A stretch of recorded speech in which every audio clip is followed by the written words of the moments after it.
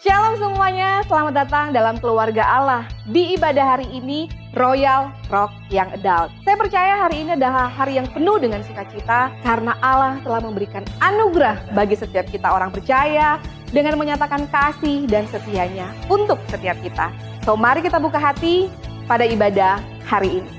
Karena sebagaimana firman Tuhan dalam Mazmur 100 ayat 4-5 berkata, masuklah melalui pintu gerbangnya dengan nyanyian syukur, ke dalam pelatarannya dengan puji-pujian. Bersyukurlah kepadanya dan pujilah namanya, sebab Tuhan itu baik, kasih setianya untuk selama-lamanya, dan kesetiaannya tetap turun-temurun. Kita semua adalah anggota keluarga kerajaan Allah, dan ini adalah berkat terbesar yang dilimpahkan untuk orang percaya oleh kasih karunia Kristus. Jangan merasa cukup untuk menjadi tamu di dalam keluarga, karena tamu hanya datang dan pergi. Kita semua memiliki peran penting di dalam gereja Tuhan. Saatnya kita ambil bagian, tertanam, bertumbuh, dan berbuah lebat di kerajaan Allah. Tentu saja kita tidak ingin melewatkan apapun dari ibadah ini. Kita sama-sama mau menikmati rangkaian ibadah dan menerima kebenaran firman Tuhan dengan baik. Maka dari itu kita perlu menyiapkan hati, juga kita perlu menyiapkan fisik dengan baik. Mari gunakan waktu sebelum ibadah ini dengan bijak, supaya kita menikmati keseluruhan ibadah royal dengan baik. Setiap daripada kita dimampukan Tuhan untuk membangun budaya dan menjadi inspirasi untuk sesama kita. Satu budaya yang baik dalam ibadah adalah saat kita melangkahkan kaki dan memilih duduk di depan. Saya percaya dengan langkah sederhana ini akan menjadi inspirasi bagi sesama untuk menikmati indahnya persekutuan dengan Tuhan dalam keluarga kerajaan Allah. Melalui karya salib dan kuasa kebangkitan Kristus, kita dijadikan satu di dalam keluarga kerajaan Allah, di mana kasih Allah dinyatakan secara sempurna di tengah-tengah kita. So, Royals, mari kita nyatakan kasih Allah yang begitu murni dengan saling melayani satu dengan yang lain. Karena Kristus terlebih dahulu melayani kita dan Dia juga akan memampukan kita untuk saling melayani di dalam keluarga kerajaan Allah. Royals, inilah bukti kasih Tuhan. Dia memanggil kita hari ini untuk beribadah bersama sebagai satu keluarga Allah. Percayalah bahwa seluruh rangkaian ibadah dari awal sampai akhir dan siapapun yang berbicara di mimbar ini adalah alat Tuhan untuk menyatakan kemuliaannya, menyampaikan firman-Nya, dan memberitakan kabar baiknya yang akan mengubah kita semakin serupa seperti Kristus. Kami Royal Pastoral Team sangat percaya bahwa kita akan pulang dengan hati yang baru, yang semakin mencintai Kristus, lebih daripada mencintai diri sendiri. Royals, God is our Father and we're all one big family in Christ. And these are from our hearts to yours.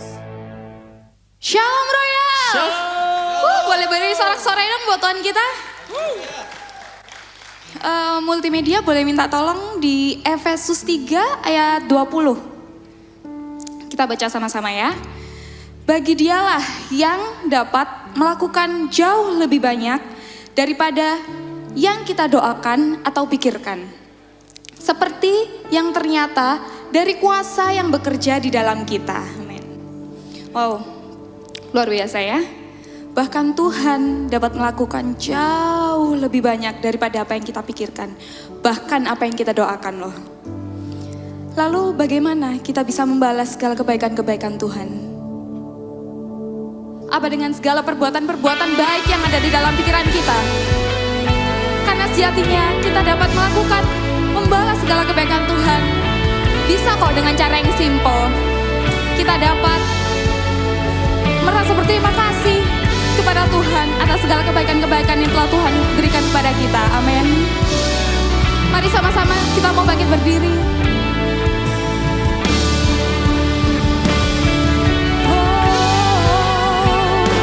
Kami menaikkan rasa ucapan syukur kami Tuhan. Kami menaikkan rasa terima kasih Tuhan. Thank you Jesus. Terima kasih Bapa.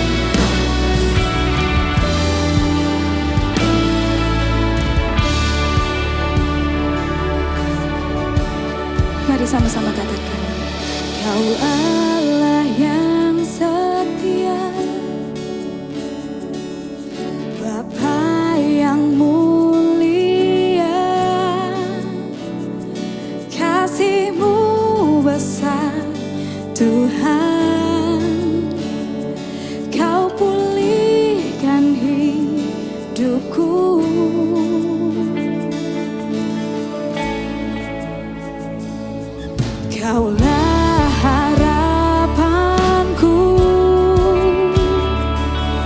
hidupku dalam-Mu.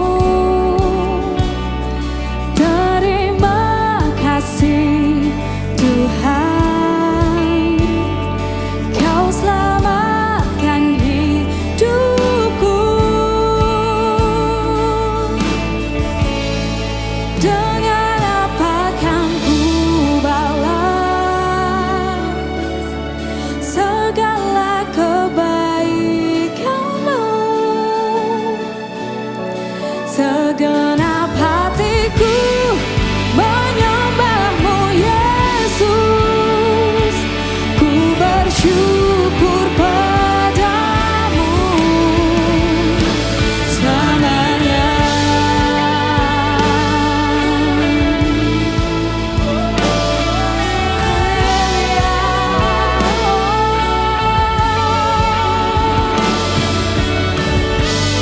Thank you Jesus.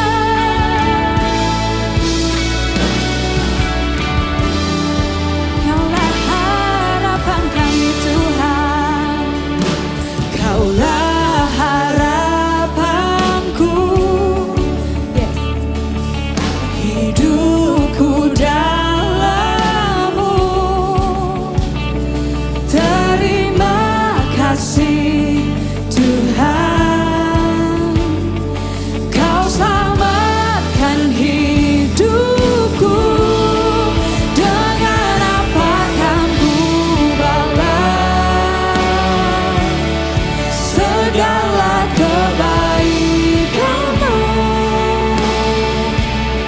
Segenap hatiku menyembah-Mu Yesus, ku bersyukur padamu.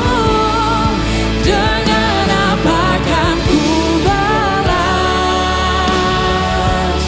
segala kebaikan-Mu? Segenap hatiku menyembah-Mu Yesus, ku bersyukur padamu selamanya. Selamanya.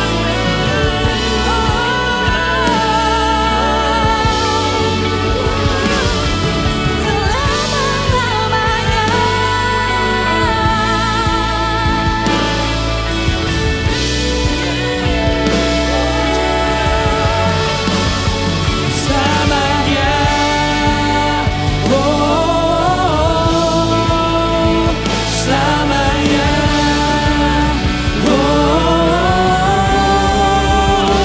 Selamanya.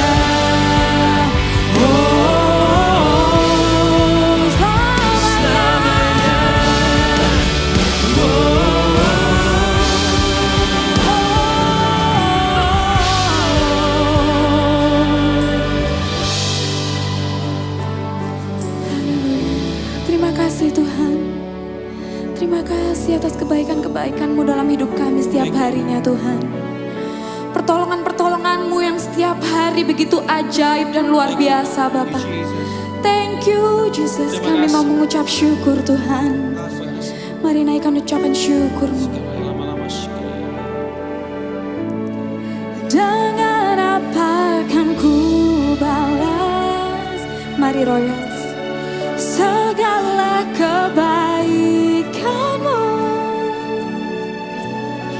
Segenap hatiku menyembah-Mu Yesus, ku bersyukur padamu. Dengan apakah ku balas segala kebaikan-Mu?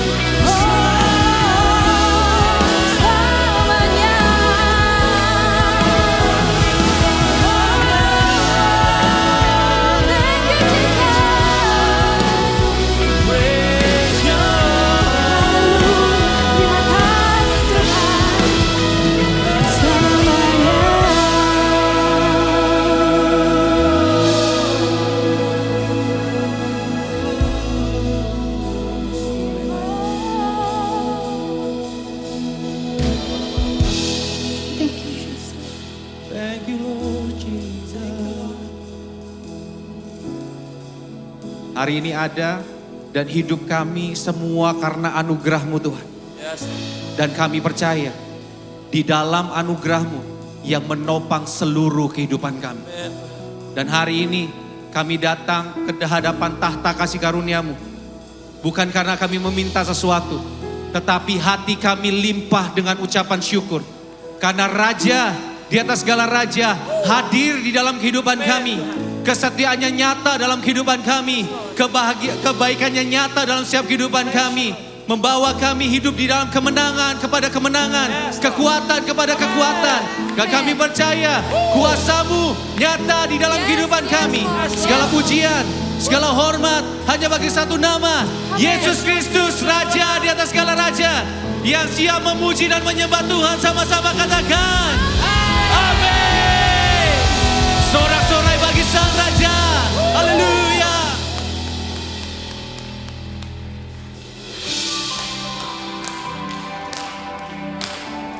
Semua tepuk tangan. Royals. Kuasanya nyata di tempat ini. Amin.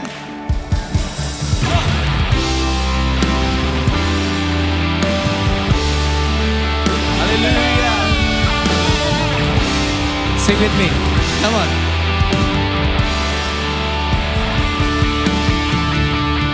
Segala kelemahanku jadi kesempatan untuk ku merasakan kuasa-Mu yang sempurna. Dengan segenap hatiku, ku percaya hanya kepadamu Tuhan. Darimu setiap kemenangan. Semuanya, katakan. Ku berserah, ku beriman, ku nyatakan hanya Kau yang terhebat. Ku akui Kaulah segalanya. Semua Kau yang ku andalkan. Kekuatanku datang dari-Mu. Roh Kudus tinggal di dalamku. Kau yang terutama. Semua yang baik datang dari-Mu. Roh Kudus tinggal di dalamku. Haleluya.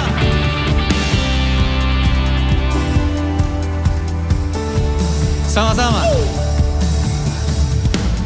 Kekosongan dalamku, hanya Yesus saja sanggup mengisinya.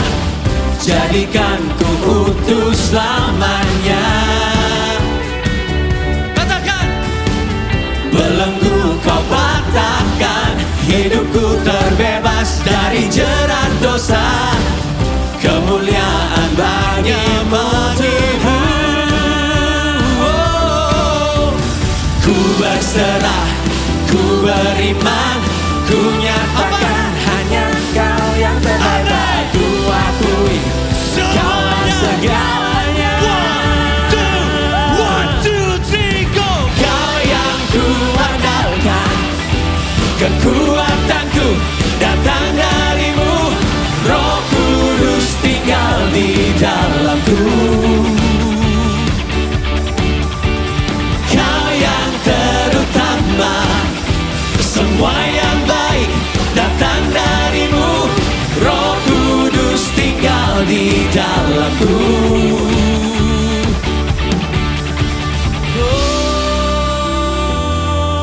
Semuanya tepuk tangan seperti ini.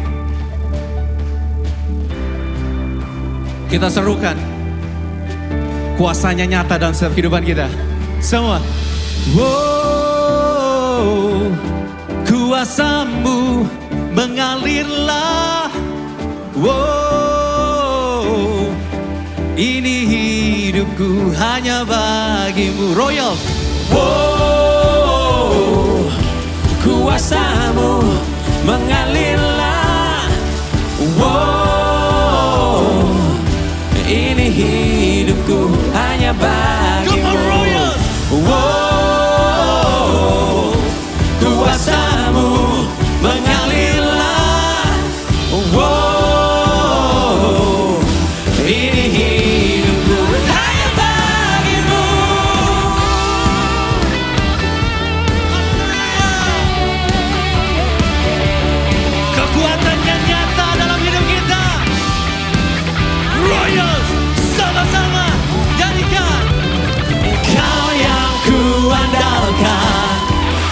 kekuatanku datang darimu, Roh Kudus tinggal di dalamku.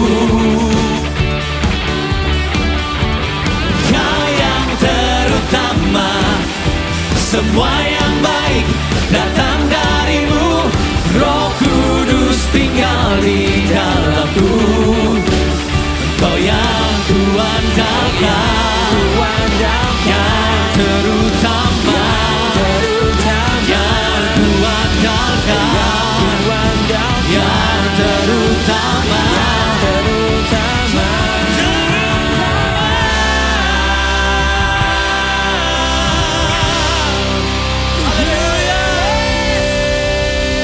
Sebab dialah yang terutama dalam hidup kita dan dia yang terhebat. Amin.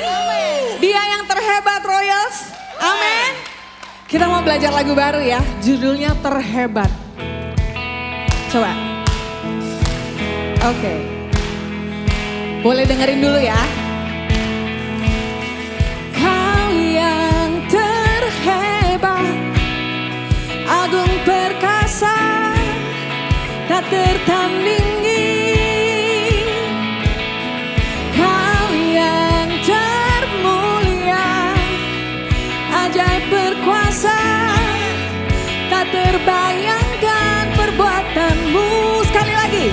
Kau yang terhebat, agung perkasa, tak tertandingi. Kau yang termulia, ajaib berkuasa, tak terbayangkan perbuatanmu. Kau yang terhebat, agung perkasa, tak tertandingi.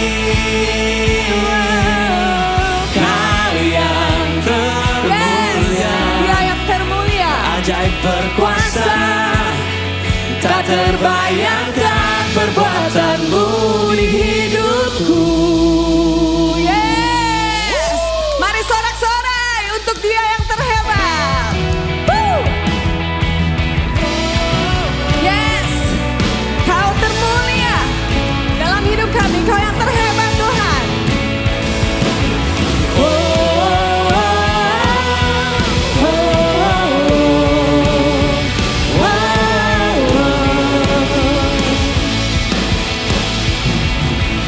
Pujian syukurku hanya bagimu, penyelamatku. Kesetiaanmu, bukti cintamu, nyata bagiku.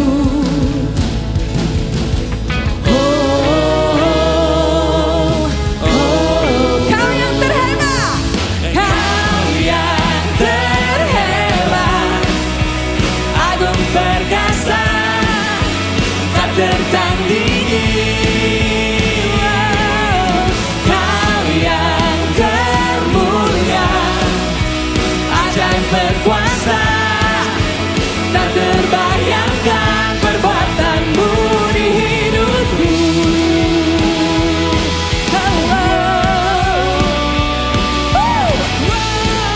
Mari semua yang mau menaikkan pujian syukur.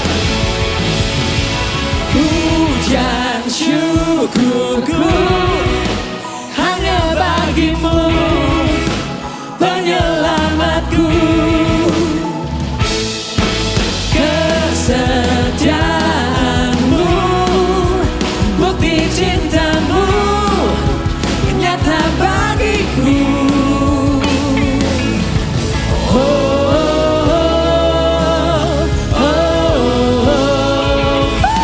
Kau yang terhebat, agung perkasa,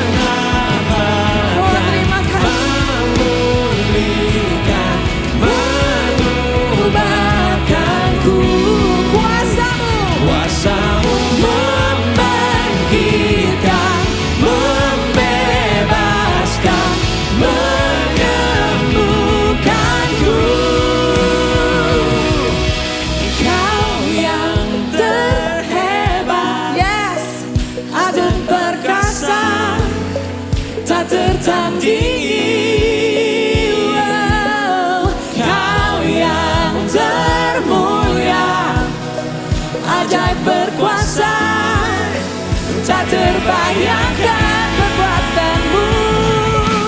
Kau yang terhebat, yes, agung perkasa, tak tertandingi. Kau yang terhebat, ajaib berkuasa, tak terbayangkan perbuatanmu di hidupku. Yesus, Kau yang termulia.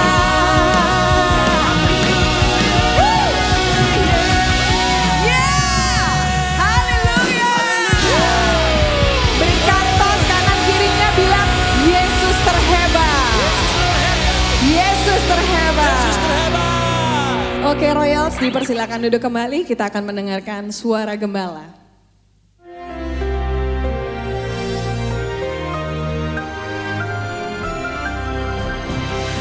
Shalom warga kerajaan, khususnya dari kelompok Rock Ministry. Nilai kita adalah, kualitas kita adalah soul. Pertama-tama spiritual, rohani. Kedua karena rohani punya authority, punya otoritas. Orang benar itu besar kuasanya kalau berdoa. Kemudian tentu saja kalau mau punya dampak, harus ada leadership. Akibatnya ada transformer, salt. Saudara yang kasih Tuhan, how to transform the society? Yang pertama harus engage. Kita seringkali berkata, wah, tidak cocok kalau anak Tuhan ada di politik. Ada seseorang pemimpin yang sangat terkenal, tidak usah sebut namanya. Sekarang harus hati-hati, sedikit-sedikit somasi. Dia diberitahu bapaknya, kalau mau berdampak, kamu cuma pengusaha, terjun politik, jadi anggota DPRD. Dan saudaraku dari kesaksiannya, semua yang lain marah. Karena apa? Dia tidak bisa diajak kerjasama. Saudaraku, yang lain sudah setuju. Akibatnya teman-temannya marah. Dan di ruangan daripada DPRD itu, kantor DPRD semua merokok. Dia keluar di samping satpam. Yang lain tidak pernah datang kan? Ya, termasuk rapat sebagainya. Dan dia yang bertemu dengan masyarakat. Dan saya dengar kesaksiannya. Karena dia anggota dewan, pernah didatangi orang minta, yaitu untuk izin, sesuatu izin pertambangan atau apa. Lalu menyerahkan dia sebuah ROG Rolex All Gold. Dan jawabannya pasti menyenangkan Tuhan. Tidak ada budaya seperti itu di tempat ini. Orangnya kaget. Itu saja budaya di mana-mana. Yang satu ini beda. Saya berdoa setiap saudara beda. Saudara punya kualitas karena kita adalah the salt of the earth, karena bumi. Dan kita adalah the light of the world. Light itu akan membuat orang melihat, wah ternyata dia kotor, dia telanjang. Bukan menghakimi. Dengan kita hadir saja luar biasa. Dan saya mendengar kesaksian semacam itu. Dan kita tahu sejarahnya bagaimana saudara kita ini menjadi bupati dan menjadi berkat buat banyak orang. Itu tujuannya saudara. Jadi kita tahu bahwa ada 7 puncak gunung. Kita harus engage di sana. Saya sampaikan minggu lalu tentang bagaimana Yesus datang ke rumah cukai. Datang ke rumah cukai saudaraku. Itu tempat yang paling menjijikkan buat orang Yahudi. Karena di sana memeras bangsa sendiri. Untuk memperkaya diri sendiri. Masih ingat bahkan kepalanya dia datangi. Yaitu Sakius. Sakius turunlah. Sebab hari ini aku menumpang di rumahmu. And what happened? Matanya terbuka dan dia berkata, Tuhan, setengah darahku kuberikan pada orang miskin. Dan karena aku memeras orang, ku kembalikan 4 kali lipat. Saya bayangkan Yesus tersenyum dan berkata, keselamatan sudah datang ke rumah ini. Sebab orang ini pun adalah the son of Abraham, putra Abraham. Karena itu saudaraku, banyak contoh semacam itu. Anda bisa engage di art and entertainment. Saudara seorang olahragawan, saudara bisa jadi berkat. Saudara seorang penyanyi, engkau bisa menggarami. Dan juga kemudian bisnis apalagi saudaraku ya. Yang C itu adalah church. Ya, yang D ini, development of the poor. Saya kagum pada saudara saya, pendeta Dr. Wiryo Hadi ya. Luar biasa ya dia ya. Jadi itu adalah development of the poor. Bukan anggota gereja, tapi orang di sekitarnya. Dan kemudian education luar biasa. family, dan juga saya kasih contoh tadi, government. Saudaraku, kalau mau jadi berkat, bukan kita bertapa, bukan kita yaitu berkumpul cuma dengan saudara seiman, tetapi engage dengan dunia ini dan menjadi berkat. Tuhan memberkati. Amin. Gotta give him glory, gotta give him glory, oh, for the overflow. This praise deep in my soul is overflowing, losing all control, it keeps on going, yeah. Gotta give him glory, gotta give him. Shalom Royals Family. Wah, senang sekali berjumpa dengan saudara-saudara sekalian. Di minggu ini kita di minggu terakhir di hari Februari, bulan yang penuh kasih dan berkat. Mohon maaf tadi ada salah penayangan untuk suara gembala. Yang video pertama itu yang video minggu lalu, yang kedua itu merupakan video untuk hari ini. Oke, dan di minggu ini kita akan mengadakan persembahan reguler, dan untuk para jemaat yang belum mendapatkan amplop bisa mengangkat tangan untuk dilayani oleh rekan-rekan asyir kita, dan juga bisa ditayangkan untuk yang mau memberikan persembahan secara QR code bisa di-scan di layar. Dan ngomong-ngomong soal berkat, saya boleh ya cerita sedikit ya tentang kebaikan Tuhan ya. Di profesi saya sebagai dokter gigi diharuskan untuk selalu mengupdate ilmu-ilmu melalui seminar. Dan suatu ketika ada seminar yang ingin saya ikuti, dan seminar tersebut itu private seminar dan harganya cukup mahal. Nah, kan saya sudah berkeluarga dan saya harus tanya bagian keuangan kan. Yang tidak lain, tidak bukan adalah yang mengatur keuangan, siapa lagi kalau bukan? Anak saya. Anak saya, benar. Bukan ya, maksud saya anak dari mertua saya, istri saya tercinta. Nah, di saat itu kebetulan tidak ada dana yang bisa dialokasi untuk membayar seminar tersebut. Di sisi kemanusiaan saya merasakan kebingungan dan galau ya. Di satu sisi saya ingin ikut tapi tidak ada dana. Tapi di saat saya kebingungan tersebut, saya berdoa dan saya berharap kepada Tuhan, kalau Tuhan memang mengizinkan saya ikut seminar tersebut, pasti Tuhan provide. Setelah itu saya merasakan damai sejahtera, saya tidak khawatir lagi. Dan singkat cerita, H-2 untuk pendaftaran seminar tersebut, dananya puji Tuhan belum ada. Tapi di saat saya mau tidur, tiba-tiba ada notifikasi di handphone saya dari pemilik klinik yang di tempat saya kerja itu menchat saya, ngasih bukti transfer. Dan beliau mengatakan, Ivan terima kasih sudah merawat gigi saya. Jadi beberapa bulan yang lalu saya merawat gigi pemilik klinik saya. Dan saya di malam itu ditransferin berkat. Dan yang lebih anehnya lagi, berkatnya itu jumlahnya persis dengan yang akan saya transferkan untuk seminar tersebut. Wow. Saking excitednya saya langsung tidur. Dan besoknya, sekitar jam 11:30 siang, saya transfer dan setengah jam kemudian saya tanya, apa bisa untuk teman saya ikut untuk daftar seminar ini? Oh maaf dok, dokter transfer itu merupakan slot terakhir untuk dokter saja. Dan beberapa menit setelah dokter transfer, ada 4 orang yang tanya dan kami close, tidak terima lagi. Saya di situ merasa bahwa Tuhan sangat menyertai saya ya, menjawab doa saya secara langsung ya. Dan di sini saya percaya bahwa di saat kita berharap dan percaya penuh kepada Tuhan, kuasa Tuhan itu akan nyata bekerja dalam hidup kita, memberkati kita dan memberi kita hikmat.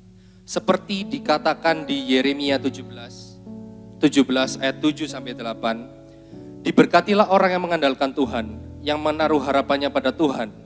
Ia akan seperti pohon yang ditanam di tepi air, yang merambatkan akar-akarnya ke tepi batang air, dan yang tidak mengalami datangnya panas terik, yang daunnya tetap hijau, yang tidak khawatir dalam tahun kering, dan yang tidak berhenti menghasilkan buah. Demikian sedikit cerita saya dan berikan tepuk tangan untuk Tuhan kita. Oke, mari kita berdoa untuk memulai persembahan.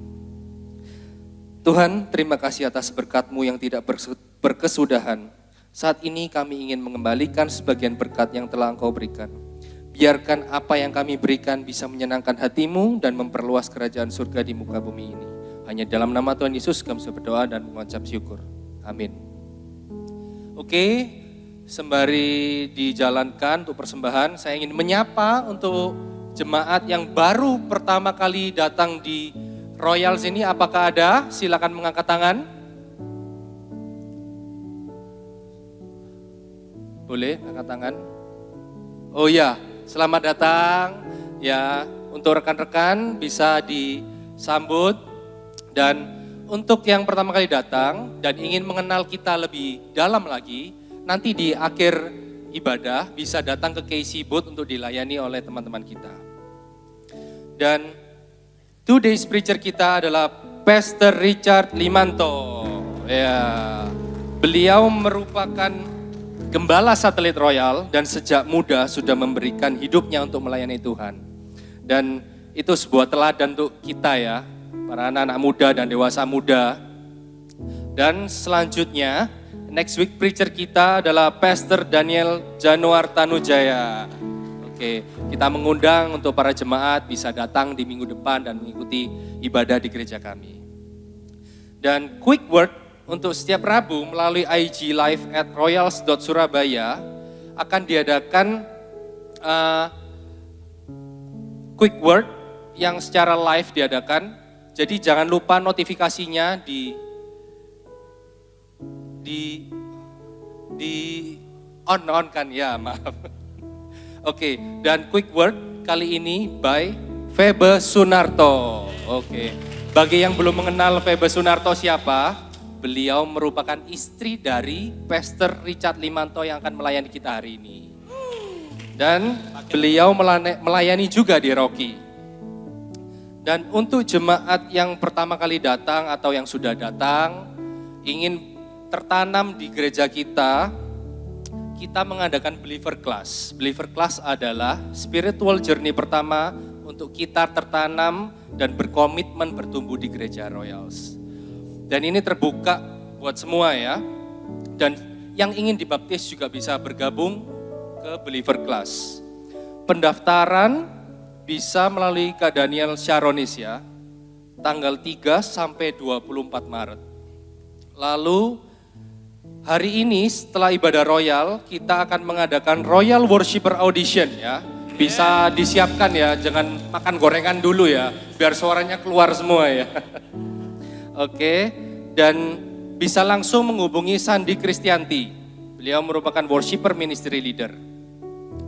Dan setelah worshipper audition, ada juga open recruitment untuk multimedia. Jadi bagi Royals yang mempunyai kerinduan untuk melayani di bagian multimedia, kami membuka recruitment. Dan bisa menghubungi Nancy Piri untuk mendaftar atau melalui KCP masing-masing. Dan di hari Sabtu depan, tanggal 2 Maret, kita akan mengadakan Royal Prayer Meeting. Dan Royal Prayer Meeting akan diadakan di ruang studio lantai 2 di gedung ini pada jam 1 siang. Dan kali ini kita akan dilayani oleh Casey Swag, Casey saya sendiri. Oke, untuk informasi selanjutnya akan disampaikan oleh Pastor Rizkia, tapi sebelumnya akan saya tutup dengan pantun ya. Kelingkingnya ungu habis. Cakep. Kok cakep? Kelingkingnya ungu habis. Pemilu. Kena palu. Selamat hari Minggu, Tuhan berkati selalu. Silakan Pastor Rizkia. Thank you Ivan. Gak kepikir ya, pantunnya saya gak kepikir hari ini. Saya mau sharingkan soal couples workout. Couples workout, ini adalah sebuah buah dari pelayanan marriage and family ministry di tempat ini. Yang dipimpin, yang digembalakan oleh Kododi. Ini Kododi boleh lambaikan tangan? Kododi di depan ini sama Jelidia dan tim. Ya, kita semua sama-sama memahami bahwa pernikahan itu adalah ide Allah. Allah yang menginisiasikan pernikahan. But di dalam menjalaninya, kita harus menumbuh kembangkan. So, let's work out our merits. Kita harus mengerjakannya dengan baik. Dan percayalah, Tuhan bekerja dalam setiap pernikahan kita. Dan ini kabar baiknya, ini sebuah bentuk pelayanan dan hati dari pastoral team di tempat ini. Kami percaya bahwa akan muncul generasi-generasi yang luar biasa ketika pernikahan kita itu dipimpin oleh kebenaran firman Tuhan. Akan muncul generasi-generasi yang hidup di dalam kebenaran di tengah dunia yang penuh dengan kehancuran ini. Ketika pernikahan didasarkan pada Kristus, Sang Gembala Agung kita. So hari ini saya mengundang semuanya, ini bukan sebuah acara biasa, karena libur. Ini pas hari libur saudara, Royals. Tanggal 11 Maret ini pas hari libur, jadi waduh pas hari libur tambah-tambahin kegiatan lah di tempat ini. Supaya gereja gak sepi, enggak. Karena ini hati kami.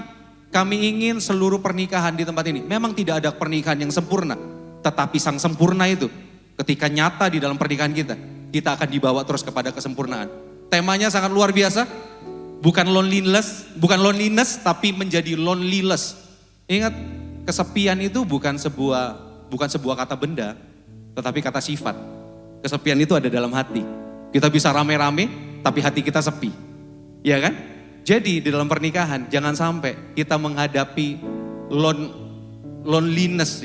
Kita menghadapi kesepian walaupun kita sama anak-anak kita, sama istri kita, tapi kita mengalami kesepian. Apalagi kalau kita mengisinya dengan berbagai macam bentuk. Saya tidak anti staycation, vacation, dan cation yang lain. Tapi percayalah, itu tidak bisa mampu mengusir loneliness kita. Tidak bisa mengubah loneliness jadi lonelyless. Gak akan bisa. Hanya Kristus saja. Jadi jangan ragu untuk mendaftar. Early bird-nya sangat luar biasa, 150.000. 150.000 saja. Dan Bapak Ibu Saudara sekalian yang kekasih, Royals bisa mendaftarkan. Hari ini ada buka booth, panitia buka booth di belakang. Jangan ragu, jangan kayak Ivan tadi. Kan nyesel banget kan? Udah telepon, boleh nggak ikut loneliness dan lonelyless ini? Boleh nggak ikut couple workshop? Oh maaf, sudah penuh. Sudah ada 500 couples yang daftar. Wah kan? Jangan sampai seperti itu. Jadi jangan ragu, langsung saja daftar. Dan percayalah Tuhan bekerja dalam setiap kehidupan pernikahan kita. Tetap sehat, tetap semangat, tetap jadi berkat. God bless you. Amin. Mari saya undang semua untuk bangkit berdiri. Hari ini berkatnya double-double ya saudara ya. Tadi suara gembala week kemarin dan week hari ini ditayangkan. Dan tadi juga pengumuman rasa kesaksian juga. Saudara percaya bahwa pemegang kehidupan kita itu adalah Tuhan. Pasti Royal gak asing dengan kata-kata ini. Stres. Bentar ya musiknya. Stres. Stres itu sebuah perasaan karena keadaan yang tertekan dan itu membuat kita kewalahan. Kita ngucap syukur loh. Kalau kita itu bisa merasakan stres. Tunggu dulu, Tuhan tidak memberikan stres. Tapi kita mengucap syukur kalau kita bisa merasakan stres. Kenapa? Karena semestinya itu adalah tanda dari Tuhan. Kalau kita stres ya, bahwa kita mengandalkan kekuatan sendiri. Di tempat ini Royal, hari ini message-nya simple juga. Bahwa siapapun kita di kota besar memang, tekanan demi tekanan ada. Dan stres itu mungkin ada dalam hidup kita. Tapi ingat, waktu kita stres, itu tanda di mana kita pandang Tuhan. Kita kembali ke Tuhan. Kita bahkan di dalam kelemahan kita, dalam stres kita, kuasa Tuhan akan bekerja. Yang setuju saja, tepuk tangan untuk Tuhan kita, come on. Oh, mari sembah Dia, mari sembah Dia. Engkau di dalam kami Tuhan, dan kami di dalam Engkau.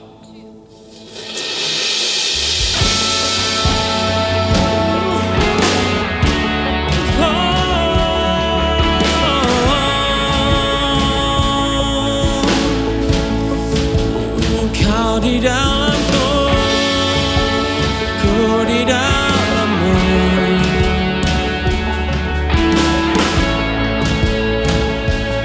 Royal katakan bersama-sama. Hembuskanlah nafas nafasmu penuhiku.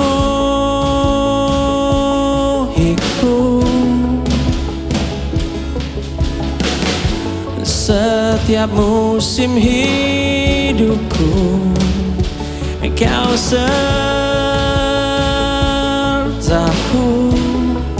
Ku arahkan mataku padamu, segenap jiwa dan hatiku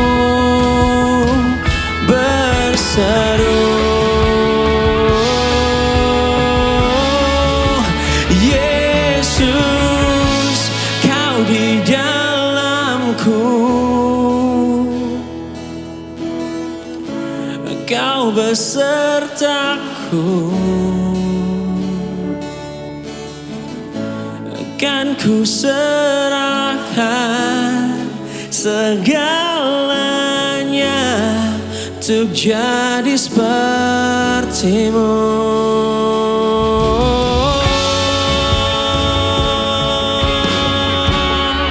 Thank you Lord, thank you Lord. Katakan bersama-sama, bukan lagi ku hidup untuk diriku.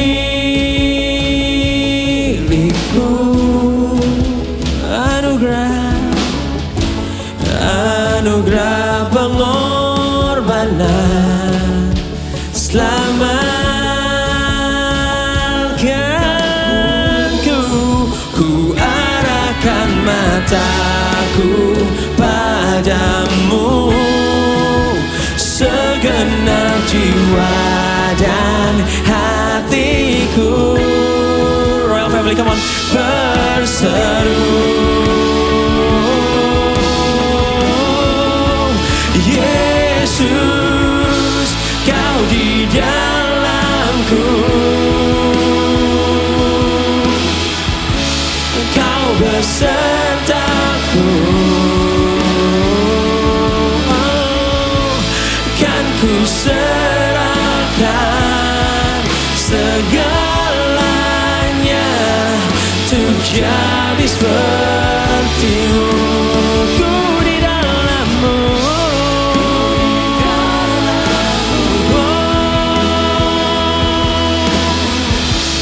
Kau penyelamatku. Segenap hidupku ku jadikan persembahan yang hidup. Tiada kuasa yang dapat pisahkan ku dari kasih-Mu. Kau menuntunku berdiam dalam-Mu, ku hidup bagi-Mu. Let's declare this, Royal, come on. Tiada kuasa yang dapat pisahkan ku dari kasih-Mu. Kau menuntunku berdiam dalam-Mu, ku hidup bagi-Mu. Tiada kuasa yang dapat pisahkan ku dari kasih-Mu. Kau menuntunku,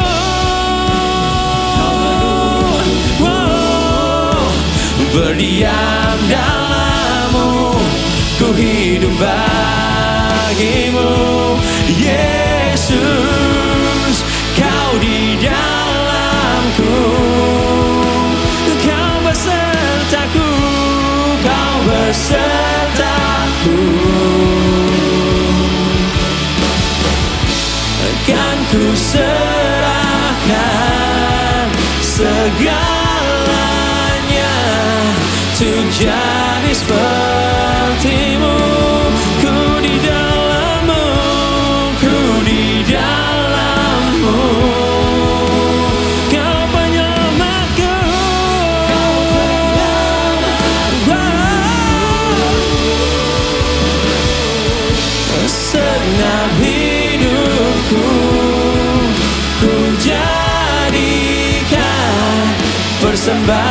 yang hidup. Kau di dalamku. Royal family, sing this song.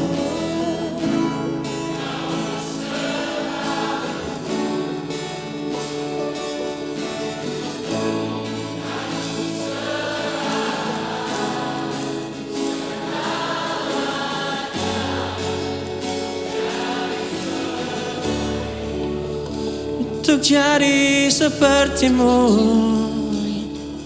Oh, mari di menit-menit ke depan ini, jangan fokus yang lain. Lupakan dulu sejenak sebelah kanan kirimu. Fokus kita hanya melihat kemegahannya, melihat pengorbanannya, melihat anugerahnya yang begitu besar untuk hidup kita.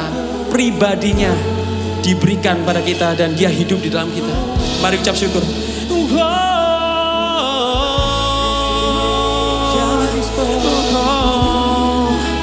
Engkau Immanuel, Engkau Immanuel, selamanya denganku, selamanya denganku.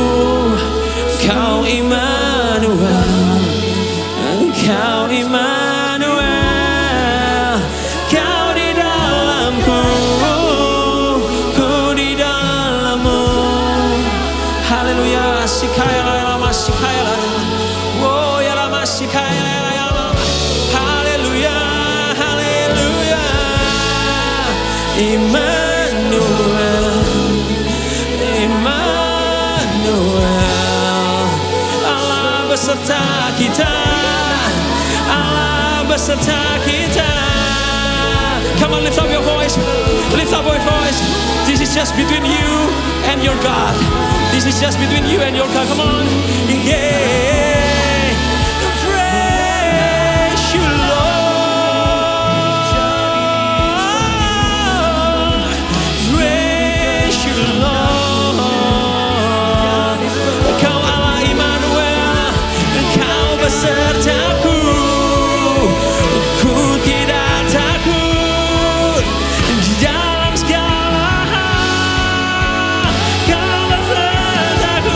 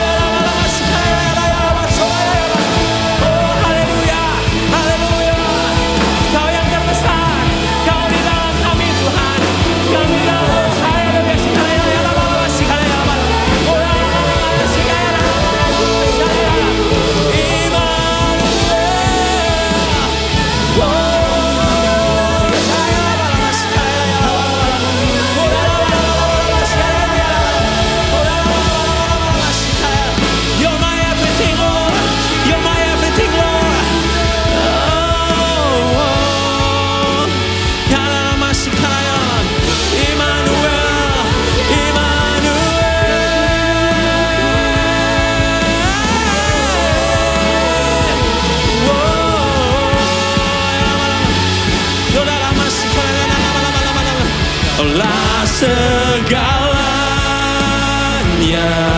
Katakan bersama-sama.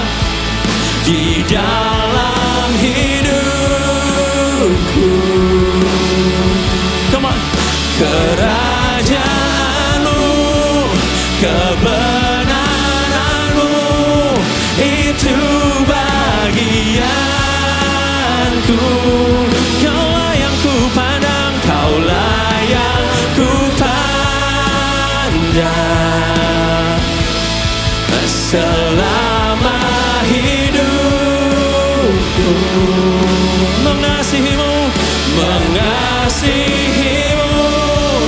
memuliakanmu, Bapa dan Raja. With one voice, royal family, kaulah segalanya, kaulah segalanya. Di dalam hidupku, kerajaanmu, kebenaranmu,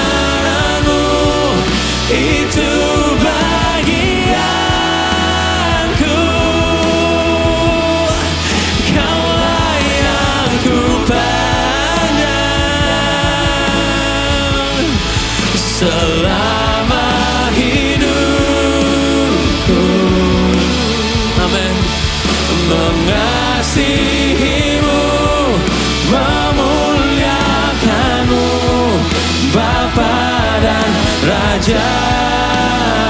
Royal with one voice, come on. Kaulah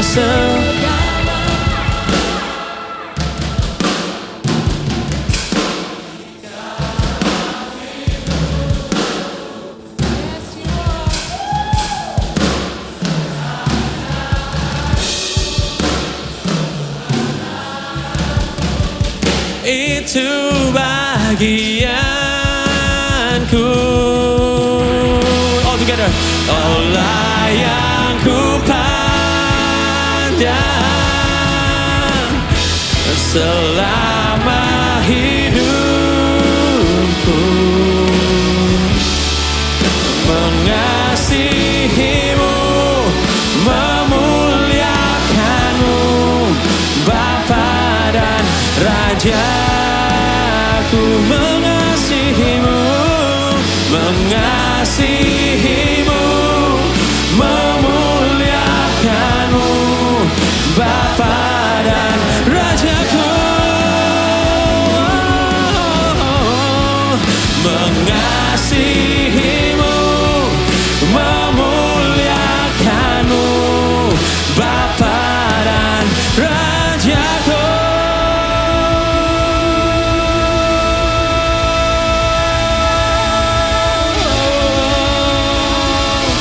Praise the Lord.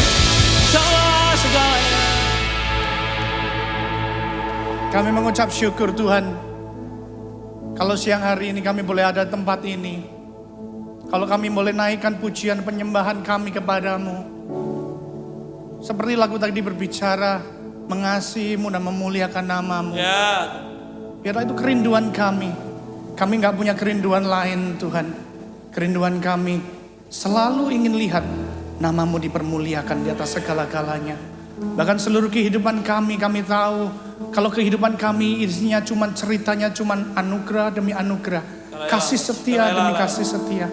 Kami mau bawa anugerah dan kasih setia yang telah kami terima itu di luar sana, sehingga orang banyak, orang melihat dan orang menjadi tahu kasih karuniamu juga untuk mereka Tuhan. Terima kasih Tuhan.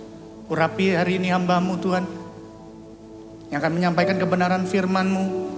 Biarlah setiap bahasa yang keluar dari tempat ini boleh bahasa yang sederhana sehingga kami semuanya tempat ini boleh mendengarkan dan boleh menjadi pelaku-pelaku firman. Urapi mulut bibir hamba-Mu, sembunyikan hamba-Mu di balik salib-Mu. Biarlah Engkau sendiri yang berbicara jauh lebih kuat, jauh lebih keras dari apa yang Richard bisa sampaikan hari ini. Terpuji nama-Mu Tuhan. Kami mau tenangkan hati kami. Kami mau tenangkan pikiran kami untuk ditaburi kebenaran firman-Mu. Di dalam nama Yesus kami berdoa, kami mengucapkan syukur kami. Haleluya. Amin. Silakan duduk saudara semuanya. Sekali lagi kasih tepuk tangan yang paling luar biasa untuk tim Presiden Worship yang luar biasa hari ini. Nah, kita sudah masuk di minggu yang keempat. Di bulan Februari yang berbicara, tema yang berbicara tentang soul of the earth. Minggu pertama, minggu kedua, Pastor Daniel Yanuar bicara dan Pak Arifin bicara bahwa sebenarnya soul of the earth itu siapa? Adalah pribadi kita sendiri. Pribadi kita ini adalah soul of the earth. Kita ini adalah garam buat dunia ini. Garam dan terang, kalau kita ngomong kita ini terang, kita harus kasih sinar kita di luar sana yang sedang mengalami kegelapan. Kalau kita nggak ngasihin fungsi itu, nggak ada gunanya lagi selain kita cuman diinjak dan dibuang oleh orang. Benar ya? Matius 5 ayat 13 temanya ngomong tentang itu. Pak Arifin juga bilang begini, kalau kamu tahu fungsimu sebagai garam, tadi juga dijelaskan oleh Pak Arifin, kamu harus, ketika kamu di luar sana, kamu harus mencegah kebusukan. Karena memang itu fungsinya garam. Terus minggu lalu, kemarin kita dilayani oleh Pastor Jeffrey Rama. Pastor Jeffrey Rama bicara lebih kepada hal yang lebih praktikal. Masih ingat? Ring a bell? Apa yang disampaikan kemarin? Berapa? 3 poin? Siap, 3 poin. Yang pertama adalah ketika kamu mau memberikan rasa asinmu pada dunia ini, kamu harus menjadi orang yang benar-benar tulus. Gak ada hidden agenda dalam kehidupan kita. Kedua, kamu harus melakukan segala sesuatu dengan sungguh-sungguh. Ingat ketika dia ceritanya dia bagaimana ketika dia melakukan, ketika dia pergi ke City Harvest. Apa yang dilakukan oleh mereka. 14 tahun kemudian dia masih ingatnya dan kemanapun dia berada, Dia selalu cerita tentang kejadian itu. Yang ketiga, kita harus menambahkan nilai terhadap kehidupan orang. Praktikal sekali. Dan hari ini juga saya nggak ada alasan lain untuk cerita pewahyuan yang gimana-gimana tentang garam. Saya rasa kita semua sudah tahu, tinggal tadi bilangnya apa tadi Pak Arifin, tinggal kita praktek keluar sana, pergi. Jangan terlalu banyak, ya kumpul sama saudara seiman di hari Minggu, baik di sini. Tetapi di dalam tempat kerjamu, di dalam sekolahmu, di dalam tempat bisnismu, keluar sana. Biar terangmu nampak, jangan sampai terangmu cuma kumpul sama terang sama terang kumpul sama-sama terus. Silau men. Terangmu harus bercahaya, rasa asinmu harus dapat dirasakan oleh orang-orang di luar sana. Amin, semuanya. Nah, hari ini saya akan cerita tentang apa yang Tuhan taruh di hati saya dan apa yang Tuhan izinkan saya alami lewat kesaksian demi kesaksian. Mungkin akan 2-3 kesaksian, jadi jangan bosan, akan banyak waktunya untuk kesaksian. Tapi kesaksian ini adalah tujuannya untuk tujuannya gini, supaya kita sama-sama dengar, oh iya ya, ternyata Tuhan bisa bekerja dengan cara seperti itu. Dan kita akan juga nanti akan saya sampaikan kebenaran firman Tuhan dari Efesus 2 yang akan sebenarnya matching dengan kesaksian yang akan saya bawa, dan kita akan belajar bersama-sama bagaimana kita jaga hati kita, bagaimana kita impartasikan kebenaran firman Tuhan ini dalam kehidupan sehari-hari. Oke, siap semuanya? Tema firman Tuhan yang hari ini saya akan sampaikan judulnya sangat simpel sekali, kemurahan untuk kemurahan. Ya memangnya ini nilainya gereja kita kan. Tadi kalau Pak Arifin ngomong kualitinya salt, nilainya adalah light. Dulu kalau Pak Arifin ngomong light itu love, integrity, generosity dulu ditingkatkan kepada para kemurahan, gracious. Nah makanya ini juga temanya tentang gracious, kehidupan yang mengalami kemurahan untuk memberikan kemurahan. Nah, saya buka dulu dengan cerita apa yang saya alami, 2 kesaksian yang saya alami ketika akhir tahun saya pergi liburan bersama-sama dengan keluarganya Pak Musa, bersama dengan Febe, Hana dan seluruh keluarga besarnya Pak Musa. Oh di sini ada Ci Eni tadi kalau nggak saya lihat. Ya sama Ci Eni sama Nelson Sasa. Kita pergi mereka pergi ke Jepang terlebih dahulu, ketemu dengan Ko Andrew. Terus habis itu pulangnya kita sama-sama ke Hong Kong. Well seperti biasanya liburan, ya namanya liburan. Kalau dia ngomong spesial banget enggak? Ya namanya liburan ya begitu, kerjaannya nggak ada yang lain selain cuman bangun, makan, main, tidur. Ya seperti itu. Itu yang terjadi dalam liburan kita, bangun, makan, main, tidur. Tapi yang menarik gini, ketika saya pulang, on the way kita pulang, ketika kita check in sama-sama di airport, ada 2 kejadian menarik. Yang sampai hari ini saya percaya lewat kejadian itu Tuhan bicara suatu hal yang sangat keras dalam hati saya. Dan hari ini akan saya bagian buat kita semuanya. Kejadian itu seperti ini. Ketika saya ngantri itu untuk check in, ya bersama-sama dengan orang-orang lainnya ngantri sudah. Ketika saya sampai di depan sebentar lagi tinggal mau dipanggil untuk serahkan paspor dan untuk keluarkan boarding pass semuanya, saya kelihatan ada 3 abu-abu. Abu-abu itu tahu enggak apa? Orang-orang Hong Kong itu, mak-mak itu namanya abu-abu. Bukan abu. Kalau abu Nurma ini abu Nurma, Madura. Kayak abu-abu. Ada 3 orang abu-abu yang mereka perpergian. Biasanya kalau abu-abu orang seumur 70 gitu kan nggak mau angkat berat-berat, mungkin kopernya yang besar itu ditaruh di kereta terus didorong orang satu. Tapi ini berbeda. Ini sangat menarik sekali apa yang saya saksikan. Abu-abu ini dalam bahasa saya kalau saya sebutkan ini rodok petakilan bahasa Jawanya. Tahu petakilan? Siapa yang tahu petakilan? Nah tahu.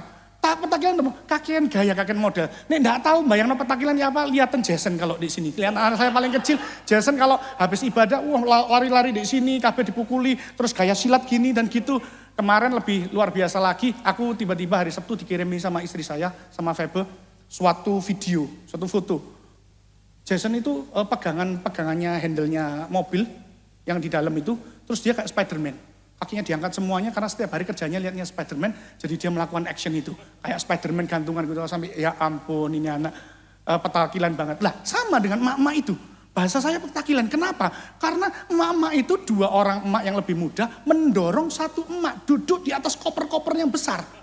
Itu cuma terjadi buat anakku. Biasanya gitu. Anakku ketika kita bawa koper besar-besar, dia selalu minta, papi boleh nggak aku duduk di atas dan kita dorong.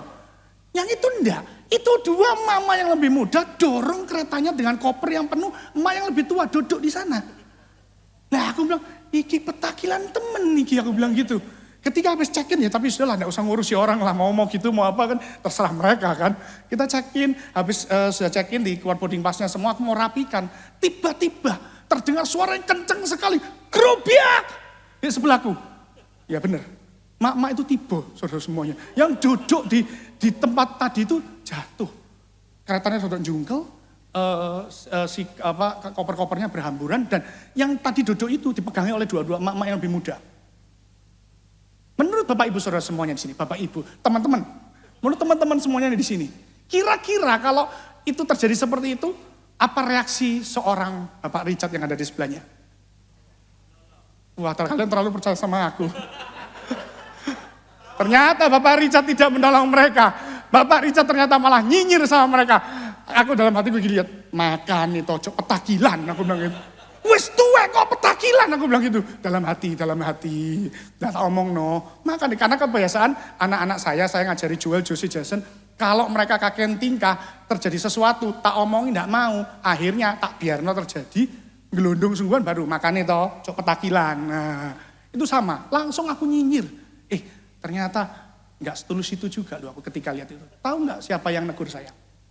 Suster.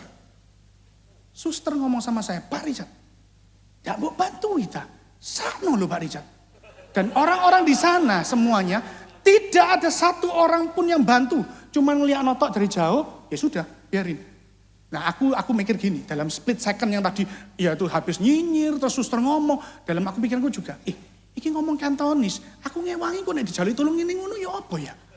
Aku gak bisa ngomong, kalau Mandarin ya masih oke lah. Tapi Kantonis, oke, aku memberanikan diri karena ya aku ngerti beberapa patah kata karena kokoe bapak saya, ini ada bapak saya di sana di belakang. Kokoe bapak saya orang Hong Kong, bukan orang Hong Kong, orang Indonesia yang tinggal di sana. Saya sering pick up beberapa kata-kata. Jadi saya memberanikan diri, ya tanya gitulah, nggak apa-apa musima gitu, musima. Terus habis itu popong nih, kayak gitulah, semacam gitulah. Dibantak-bantui, terus begitu angkat. Nggak lama kemudian orang yang check inin di barisnya mereka lari-lari bawa tempat duduk untuk si emak itu bisa duduk di sana. Dan dari perbincangan mereka yang ngomong-ngomong, saya bisa nangkep sedikit bahwa sebenarnya dia ngalami kaki yang sakit, terus nggak bisa jalan jauh, kalau jalan jauh sakit, jadi harus didorong seperti itu. Tapi bayanganku juga ini, kok kan naik kursi roda yo? Kok kenapa kok harus naik kursi kereta yang isinya koper-koper dengan penuh? Tapi ya sudahlah, kita bantu, terus habis itu selesai check-in, kita ambil semua barang-barangnya, masuk di tempat penungguan, custom, habis cetok, terus kita langsung rame-rame menyerbu area makanan. Di area makanan wantri saudara semua, tempat duduknya kepake semuanya, langsung berlomba-lomba. Tak lihat waktu itu, waktunya tinggal 1 jam 15 menit kalau nggak salah, ya bener ya. 1 jam 15 menitan, langsung sudah semua yang lainnya sudah yang tua-tua terlebih dahulu beli makanan, yang duduk, yang muda-muda mungkin duduk nunggu gantian gitu ya. Sama Febo juga, yang kamu beli makanan dulu sana, aku tak duduk sama suster di sini. Enggak lama lagi, tiba-tiba ketika Febo beli makanan anak-anak, enggak lama lagi, suster tiba-tiba, Pak Richard, apa mana pikirku? Aku nemu boarding pass. Tadi ini ada boarding pass, perempuan baju warna merah muda itu tak panggil-panggil, boarding passnya jatuh. Tak panggil-panggil dia nggak anu. Lah panggil miss ya pada nih di Surabaya ya miss terus langsung noleh. Dipanggil miss nggak noleh, dan karena mungkin kesusu gitu, tak lihat boarding passnya tinggal 15 menit lagi sudah boarding dia. Berarti mungkin dalam bayangan saya, ini pasti kesusu ini, pasti cepet-cepet lari, sampai boarding passnya jatuh, nggak ada yang tahu. Lah suster ngomong, tadi sebentar kejar Pak Richard, cuman nggak sampai aku mau kejar dia nggak nututi. Pak Richard bantu kan ini kasihan nanti orangnya sudah mau check in, terus habis itu kalau dia nggak punya boarding pass itu gimana? Aku pertama ini wis mikir, aduh 1,5 jam, aku sendiri belum makan. Mau makan, aku nih pergi ngantar boarding pass ini nyari orang ini kan nggak lucu, gitu. Ada yang mau ngetutno gitu nyari pakai baju merah muda, nyari satu-satu. Lah aku berpikir sebentar, ya, aduh siapa sebenarnya dalam hati ini, wes gak usah ngini-nginian lah, dikekno orang sapa gitu, mau ada informasi, titipno informasi, apa. Tapi enggak, turun akhirnya, kita turun sama-sama, Sasa tahu ini ya, Sasa bareng-bareng sama aku ya. Sasa ngomong, Om Richard itu loh kan baju merah muda ke arah sana. Kita turun, aku lihat boarding pass-nya, kita lihat row-nya row berapa, gate berapa yang tak lihat. Wah 15 gate Mas yang dari sini. Tak pikir 15 gate, ya oke lah. Nek 30 gate, 40 gate ya jembret awakku itu.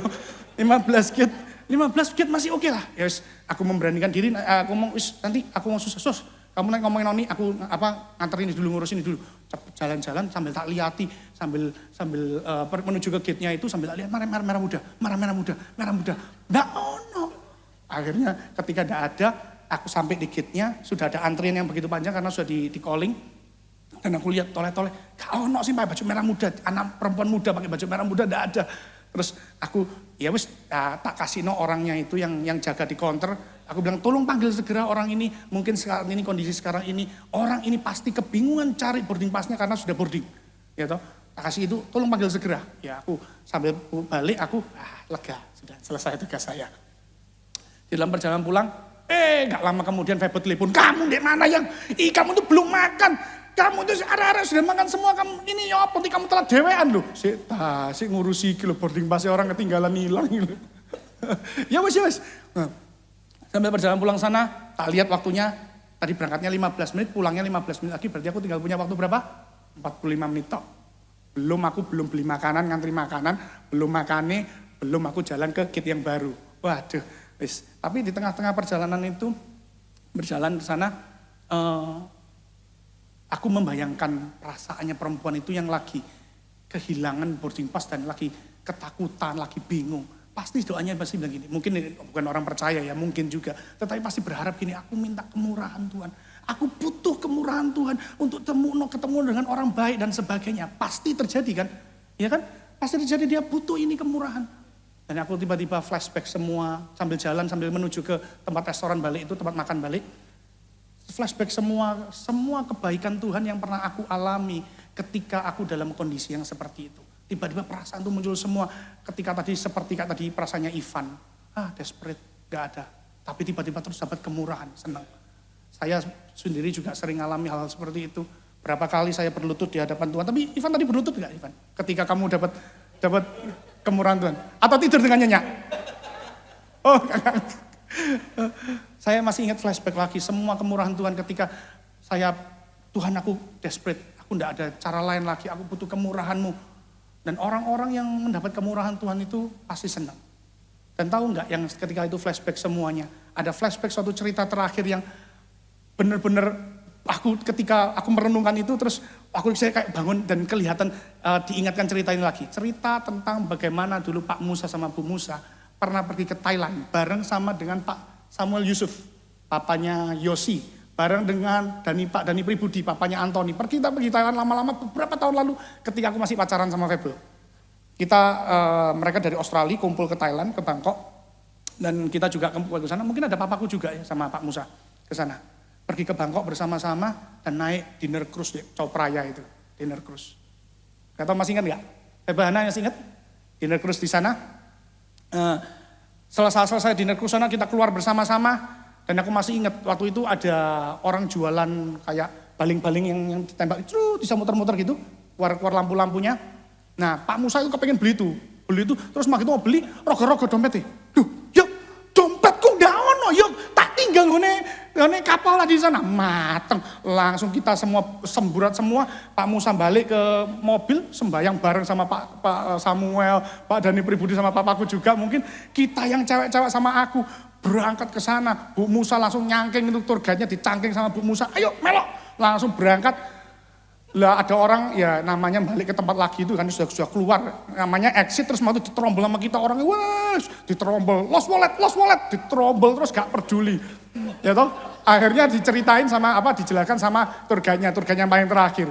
Nah, sampai di sana aku datang duluan. Aku ingat waktu itu aku datang duluan. Oh, kapalnya masih ada. Dan aku lihat kapalnya itu kan kalau sandar kan masih diikat kan sama tampar gitu kan ya, supaya tidak jalan kemana-mana. Tamparnya itu sudah dilepas. Nah, aku mau, ayo cepetan semua jalan ini. Pertama Febel, Bu Musa naik dulu, Hana naik. Terakhir targetnya ambil aku, targetnya naik. Ambil aku sudah, jalan tuh sudah kayak 60 cm, 80, itu. Aku mau maju, lompat gak ya.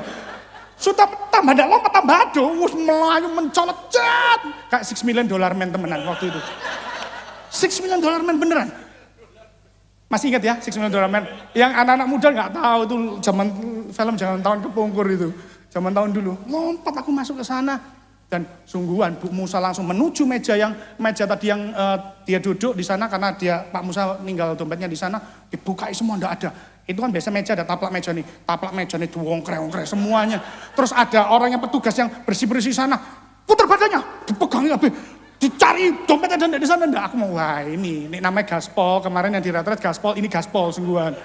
Kau ono sing musuh Bu Musa. Ngomong orang yang tidak ada. Kok ya kebetulan ya. Aku sharing ini dia breakthrough Bu Musa tidak ada. Hari ini Bu Musa tidak ada lagi. Jadi tidak bebas.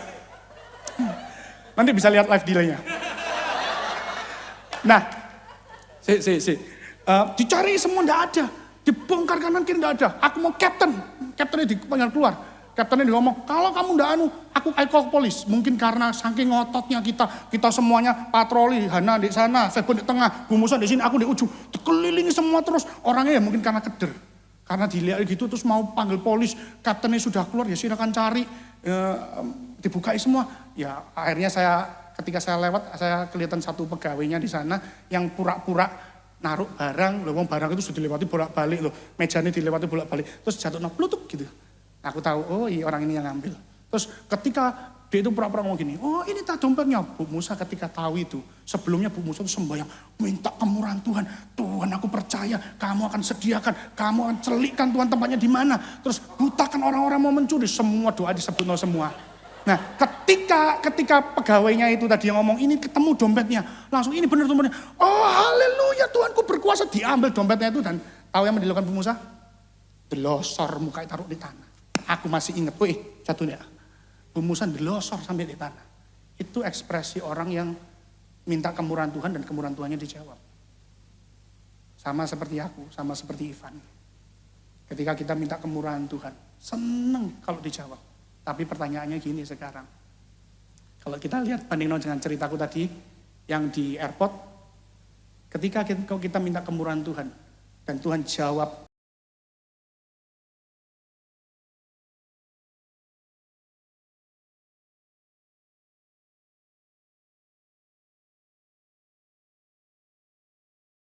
kemurahannya dia. Apakah kita melakukannya dengan segera? Ataukah seperti aku tadi, excuse demi excuse ya. Memang kita harus menghitung semua resikonya ya. Untuk melakukan kemurahan itu, seperti saya bilang, ada resikonya. Tetapi apakah dengan resiko demi resiko yang kita tahu untuk melakukan kemurahan itu, kita masih mau melakukan kemurahan? Nih, next. Saya tulis gini, hari demi hari kita sering berdoa supaya kemurahan Tuhan itu selalu terjadi dalam kehidupan kita. Tetapi sewaktu Tuhan kadang-kadang ketuk hati kita, giliran kita untuk menjadi saluran kemurahan buat orang-orang, kita sering menghitung resikonya. Dan akhirnya kemurahan Tuhan yang harusnya kita berikan kepada orang lain, ya jadi. Kita batalkan karena kita berpikir dengan semua resikonya itu. Terus saya tulis ini juga. Faktanya gini, memberikan sesuatu kepada orang lain tanpa pengorbanan bukanlah suatu bentuk kemurahan. Why? Karena dia kau bilang, kemurahanmu tanpa kamu untuk ngasih kemurahan, pasti ada resikonya. Kalau kamu mau ngasih kemurahan, tapi gini, enggak mau resikonya, itu bukan pengorbanan, itu bukan kemurahan, itu namanya sakwelase. Contohnya gimana? Kenapa saya bisa ngomong gini? Acara Natal, setiap acara Natal, Sinja, apalagi Lebaran, bapak-bapak sini yang juragan-juragan di sini sering kan dikirimi parcel. Waktu Natal kemarin, wah di rumah itu isinya makanan bisa untuk stok 1 minggu 2 minggu mungkin ya. Nah ketika kita tahu itu segitu banyaknya dan kita mau pergi, kebingungan pasti kita toh.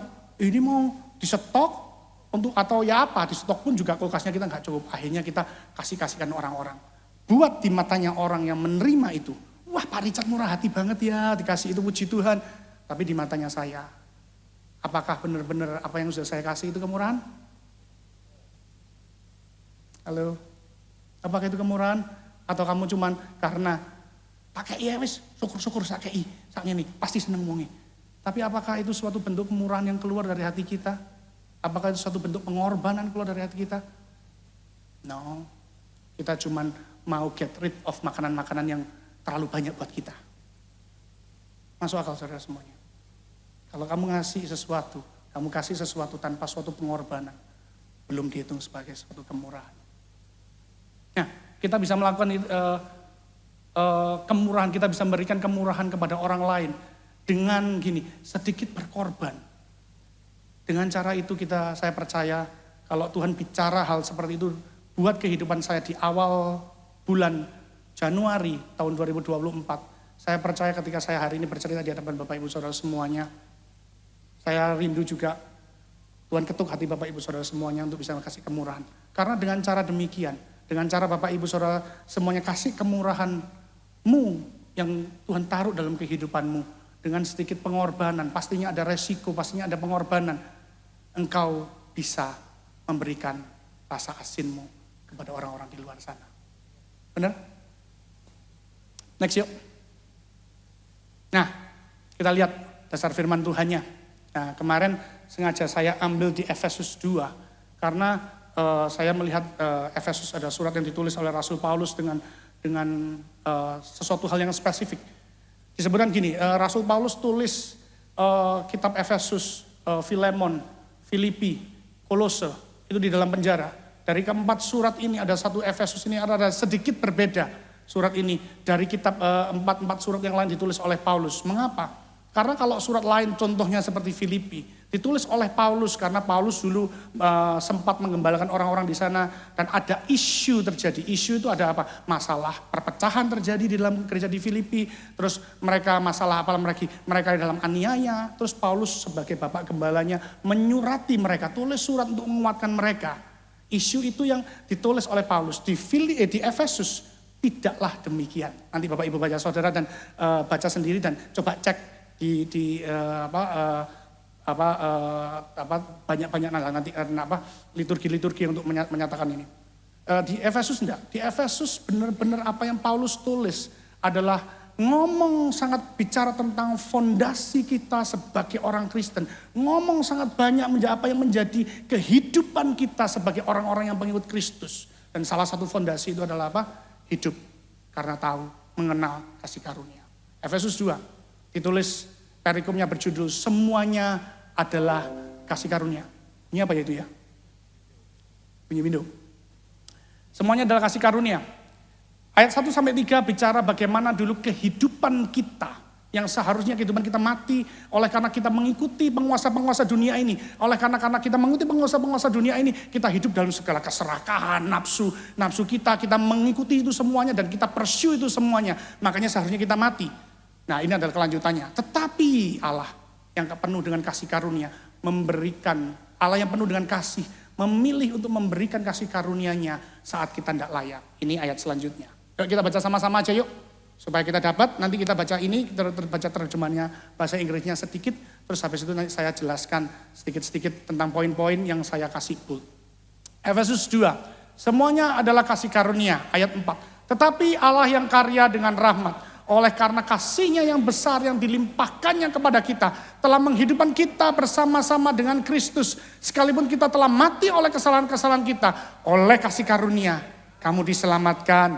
Dan di dalam Kristus Yesus Ia telah membangkitkan kita juga dan memberikan tempat bersama-sama Dia di surga. Supaya pada masa yang akan datang Ia menunjukkan kepada kita kekayaan kasih karunia-Nya yang melimpah-limpah sesuai dengan kebaikannya terhadap kita dalam Kristus Yesus.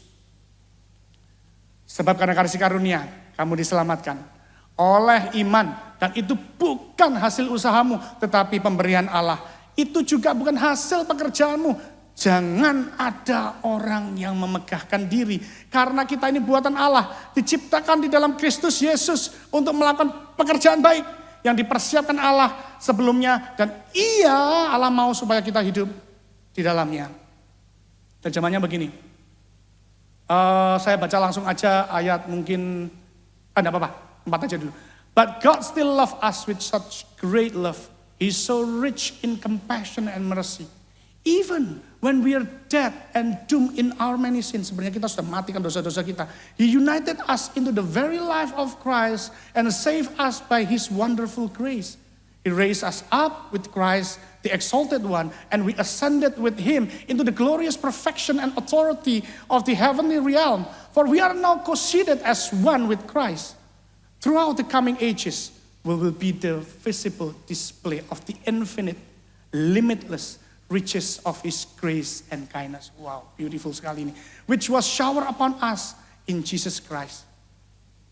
For it was only through this wonderful grace that we believe in him. Nothing that we did could ever earn this salvation. Tidak ada yang bisa kita lakukan itu bisa dapatkan keselamatan ini. For it was gracious gift from God that brought us to Christ. So no one will able to push. For salvation is never a reward for good works or human striving. We have become his poetry, a recreated people that will fulfill the destiny he has given each of us. For we are joined to Jesus, the anointed one, even before we were born. And God planned in advance our destiny and the good works that we will do to fulfill it. Nanti saya jelaskan satu-satu. Kita lihat maksud dari ayat di dalam kasih karunia yang di dalam Efesus 2 ini apa? Lewat yang tebal-tebal saja tadi. Terus yang kita pelajari apa? Ada 4, yaitu mulai dari ayat 5 dulu. Keberadaan kita semata-mata karena kasih karunia. Kita harus selalu sadar di dalam kasih karunia, keberadaan kita. Kita bisa sampai poin ini yang seharusnya tadi dikatakan ayat 1 sampai 3. Seharusnya kita mati karena dahulu kehidupan kita itu kehidupan yang cuma melayani keinginan dosa. Seharusnya kita mati, tapi karena Tuhan begitu mencintai kita, dikasih Kristus, sehingga apa? Keberadaan kita itu diberikan kasih karunia dan kita diselamatkan. Seharusnya kita mati, even when we are dead and doomed in more many sins. Tetapi Kristus yang menghidupkan kita. Kita harus tahu itu senantiasa. Ketika kita membaca ayat ini, keberadaan kita hari ini dengan kasih karunia yang diberikan oleh Tuhan, kita harus benar-benar paham akan hari itu. Kebenaran yang berikutnya apa? Ayat 8. Next yuk. Tidak ada satupun, kita tadi tahu bahwa kehidupan kita akan karena kasih karunia. Dan tidak ada satupun usaha, kebenaran berikutnya adalah tidak ada pun satu usaha dan kebaikan yang kita lakukan membuat kita layak untuk mendapatkannya. Tidak ada. Kita cuma diselamatkan karena kasih karunia yang Tuhan berikan dalam kehidupan kita lewat Kristus Yesus. Dan tidak ada satupun usaha, kebaikan atau apapun yang kita buat untuk kita bisa mendapatkan kasih karunia itu. Untuk mendapatkan keselamatan karena kasih karunia itu. For it was only through his wonderful grace that we believe in. Nothing we could ever earn the salvation. So, sebagai efeknya apa? Tidak ada orang yang perlu boosting, tidak ada orang yang perlu ngomong gini, aku ini hebat sudah ngelakuin ini dan ngelakuin itu. Karena keselamatan, karena kasih karunia tidak kita dapatkan karena perbuatan baik kita ataupun segala sesuatu yang kita pernah lakukan. Tapi masalahnya gini, sampai sekarang saya masih sering dengar orang-orang bicara, Pak, aku sudah melayani Tuhan, kok uripku kayak gini, kok uripku ndak diberkati kayak orang-orang yang di sana. Apakah kamu melayani Tuhan karena kamu butuhkan berkatnya Tuhan untuk kamu bisa jadi terkenal, untuk kamu bisa jadi soge, untuk kamu bisa jadi famous kayak gitu? No. Dan lebih lucunya gini, suatu saat ada satu pengerja datengin saya. Nggak usah dia ngomong ya kemana-mana ya. Tapi aku enggak nyebutkan nama pengerjanya kan ya. Ada satu pengerja yang mungkin ya begitulah. Datengin saya dan dia ngomong gini, Pak, usahaku sekarang oke. Oh puji Tuhan. Apa aja? Wah closingan banyak Pak. Tak lihat iyo. Cerita, wah aku closingan ini, closingan itu luar biasa banget. Pak puji Tuhan kalau kamu diberkati Tuhan. Iya Pak, makanya kita harus menggembalakan dengan baik. Iya harus menggembalakan dengan baik. Tapi dia ngomong gini, makanya kalau gitu Pak Richard sekali-sekali kalau khotbah ngomong, Pak kalau orang jemaat ngajari jemaat harus menggembalakan dengan baik. Sebagai upahnya nanti kamu bisa diberkati kayak gini. Aku mikir, tidak salah. Kalau kamu mengembalikan dengan baik, upahnya kamu akan dapat berkat. Enggak. Semuanya kasih karunia kok, bos. Orang itu kayaknya perlu mendengarkan khotbah saya hari ini. Setuju ya? Gak ada. Seluruh kehidupan kita, hal yang baik bisa kita terima dalam kehidupan kita. Bahkan ketika kita tidak layak untuk dapatkan itu. Kita tidak bisa dapat itu. Tetapi karena kasih karunia Tuhan, itu kita bisa dianugerahkan. Bukan karena apapun perbuatan baik, bukan karena usaha baik kita untuk mendapatkan itu. Untuk mendapatkan kasih karunia itu. Tidak, kasih karunia itu dikasih secara gratis. Karena Tuhan mencintai kita. Next. Ayat 10, kita belajar apa tentang kasih karunia ini? Bahwa Tuhan telah merancangkan hal-hal yang baik bagi kita dan Ia ingin bawa setiap kita masuk di dalam rancangan itu melalui iman dan ketaatan pada Kristus. Ayat 10 ngomong gini, kita ini dijadikan oleh Tuhan itu His poetry, puisinya Tuhan. Puisi itu ditulis kan yang indah gitu kan biasanya. Kalau orang nulis puisi isinya yang elek-elek gitu, gak payu puisi ini. Apalagi kalau Tuhan yang nulis puisi, puisinya pasti indah. Gambaran keindahan puisi itu, apa yang Tuhan ada di dalam pikiran Tuhan dituangkan dalam puisi itu adalah gambaran apa yang Tuhan rencanakan buat setiap kehidupan kita semuanya. Kita dibawa masuk, Tuhan mau setiap kita dibawa masuk dalam rencananya Tuhan yang luar biasa itu untuk ada di dalam puisi itu. Tugas kita tinggal apa? Masuk di dalam sana, masuk di dalam menerima Kristus dan masuk di dalam ketaatan dan iman kepada Kristus. Oleh sebab itu ketika kita masuk ke dalam rencana Tuhan yang sempurna itu, ketika kita mewillingkan diri kita mau bawa kehidupan kita masuk dalam rencana Tuhan yang indah itu, kehidupan yang indah pun juga akan keluar dalam kehidupan kita. Secara otomatis aroma Kristus akan keluar dalam kehidupan kita. Karena Tuhan merencanakan hal yang baik bagi setiap kita. Next yuk. Akibatnya apa? Ketika kita menerima kasih karunia itu, tulis di ini, ayat 7.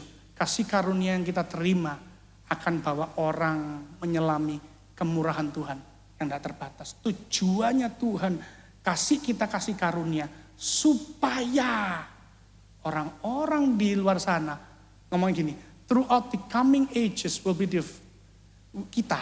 we will be visible display of the infinite and limitless riches of His grace and kindness. Jadi kehidupan kita tuh diselamatkan oleh Tuhan, dikasih kasih karunia.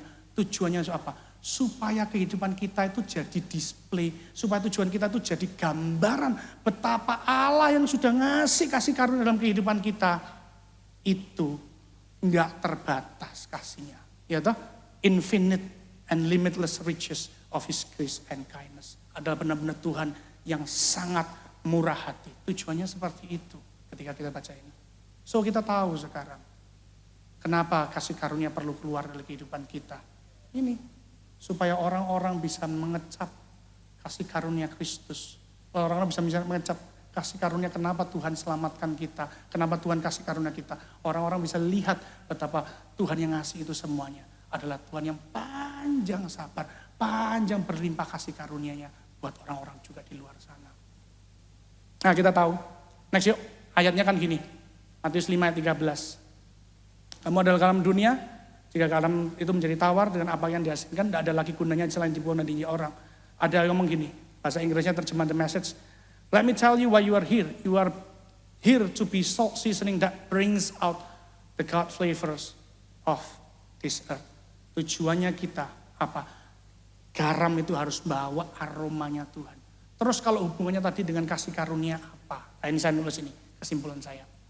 Next. Kita perlu izinkan hidup kita senantiasa kecap terus, ngerasano terus, mengetahui terus kasih karunia itu turun atas kehidupan kita senantiasa. Kebenaran mengenai kasih karunia yang kita baca di Efesus tadi itu benar-benar mempengaruhi pikiran dan hati kita senantiasa dan terus mengizinkan pengertian tentang kasih karunia ini datangnya semata-mata dari Allah ini terus memenuhi hati kita hingga God flavors, hingga rasanya aroma dari Tuhan sendiri, semua kebaikan Tuhan tadi yang di ayat 10, semua kebaikan Tuhan tadi itu muncul dan dinikmati orang lain lewat kehidupan kita. Tujuannya itu. Oke? Nah, kenapa saya tulis ini? Kenapa saya tulis, ayo pengertian tentang kasih karunia itu harus setiap hari mewarnai kehidupanmu. Harus setiap hari membanjiri pikiranmu. Kenapa? Karena gini, orang-orang yang tidak dibanjiri pikirannya dengan pengertian dengan kasih karunia, tidak setiap hari ngerasa kasih karunia ya Tuhan. Orang-orang itu cuman kalau misalnya pernah ngalami kasih karunia, tidak selamanya dia bisa mengerjakan kebaikan juga. Nggak selamanya. Kalau cuma ngalami sekali tok terus itu biarno ya sudah. Nggak akan dia bisa mengerjakan, nggak akan dia bisa mengeluarkan aroma Tuhan kepada orang lain. Ada contohnya. Contohnya adalah ini. Yuk next. Aku tulis, tidak selalu orang yang pernah merasakan kasih karunia Tuhan dapat selalu hidup benar dan menjadi saluran dari kasih karunia. Kenapa? Ayo kita lihat contohnya sama-sama. Next. Contohnya adalah Raja Hizkia. Kita minum dulu ya. Saya sudah lewat ya ini ya. Cepat kok, sebentar lagi sudah mau selesai. Contohnya adalah Raja Hizkia. Cerita tentang Raja Hizkia nanti Bapak Ibu Saudara teman-teman semuanya bisa pelajari di 2 Raja 18, 2 Tawarik 32 dan nubuatan dari Nabi Yesaya pasal 36. Cerita tentang Hizkia. Di kerajaan Yehuda ada 2 raja yang disebutkan raja ini hebat dan sepenuh hati berbalik pada Tuhan. Yang pertama adalah Hizkia, yang kedua adalah Yosia. Kemudian pernah cerita tentang Raja Yosia dan Raja Hizkia ini. Raja Hizkia kemarin Pak Arifin kalau nggak salah 2 minggu lalu suara gembala ngomong tentang Raja Hizkia. Next. Raja ini hebat banget karena gini, selungguh-sungguh seluruh kehidupannya diserahkan kepada Tuhan dan sungguh-sungguh dengan segenap hati ia berbalik kepada Tuhan. Dapat dilihat dari apa? Apa yang dia kerjakan. Yang dia kerjakan ini, dia putus hubungan dengan Asyur. Terus waktu itu roboh patung-patung penyembahan berhala yang dibangun oleh papanya sendiri. Terus waktu itu buat imam-imam Lewi yang dulunya cuman digeletak, nggak ada fungsinya, difungsikan kembali. Dan kemudian Paskah dirayakan kembali sebagai tanda apa? Menghapus kenajisan dan ragi asing. Ketika Paskah diadakan, dia ngomong gini, imam-imam dipanggil lagi untuk merayakan Paskah sebagai apa? Kita ini umat pilihan. Jadi Tuhan kembali ditonjolkan, pemimpinan Tuhan kembali ditonjolkan. Dan cerita tentang Hizkia, kalau kita baca semuanya, ada 2 cerita yang lebih dikenal dan diingat orang. Dan 2 cerita yang paling akbar ini apa? Adalah peristiwa ketika Hizkia, ketika sehabis dia memutuskan hubungan dengan Asyur. Raja Asyur menjadi marah sama dia dan merasa, ditekan habis-habisan Raja Hizkia ini. Yerusalem ditekan dengan dikepung habis-habisan. Next yuk. Nah ini, aku tulis. Hizkia waktu-waktu mengalami serangan Asyur dengan rajanya Sanherib menyerang Yehuda dengan begitu luar biasa. Disebutkan gini, diintimidasi, orang-orang di Israel diintimidasi. Diutus orang juru minuman kalau nggak salah. Juru minumannya diutus ke Israel dan padahal sebenarnya orang Israel minta kamu berbicara aja dengan bahasa Asyur, kami mengerti kok. Tetapi nggak sengaja diomongkan dengan bahasa Ibrani sehingga semua orang kedengaran semua dan pesannya begini, jangan percaya sama rajamu. Rajamu tidak bisa selamatkan dirimu ketika kami menggempur kamu, ketika kami mau membinasakan kamu. Rajamu tidak bisa menyelamatkan kamu. Dan bangsa Israel dihina habis-habisan, disebutkan seperti ini. Bangsa Israel diomong gini, kamu ini kalian semua ini bangsa yang memakan tahinya dan meminum kencingnya sendiri. Seperti itu. Saking dipermalukannya Hizkia di depannya semua rakyatnya dan rakyatnya dihina segitu luar biasanya. Yang akhirnya Hizkia nggak punya jalan lain. Selain kemana? Selain dia pergi ke Tuhan dan ngomong, Tuhan aku minta kemurahan-Mu. Tuhan aku minta kalau enggak Engkau yang membebaskan. Enggak mungkin bisa aku terlepas dari ini semuanya. Enggak ada jalan lain. Mau minta bantuan siapa? Diomong sama Asyur ngomong gini. Raja Sanherib bilang gini, kamu mau minta bantuan sama Mesir?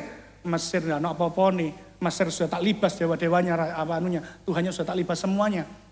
Nah, akhirnya Hizkia tidak ada punya pilihan lain. Dia mencari Allah yang hidup, dia mencari Allah Yahweh dan ngomong sungguh-sungguh. Yang terjadi luar biasa saudara. Ketika Hizkia minta sama Tuhan, kemurahan Tuhan turun atas kehidupannya. Ketika juru minuman itu balik, utusan raja itu balik. Di sana mereka diserang bangsa yang aku lupa, bangsa apa yang menyerang mereka, tapi mereka menghadapi peperangan karena diserang oleh bangsa asing. Dan ketika Sanherib masuk di kuil Allahnya untuk beribadah, dia dibunuh oleh anak-anaknya sendiri.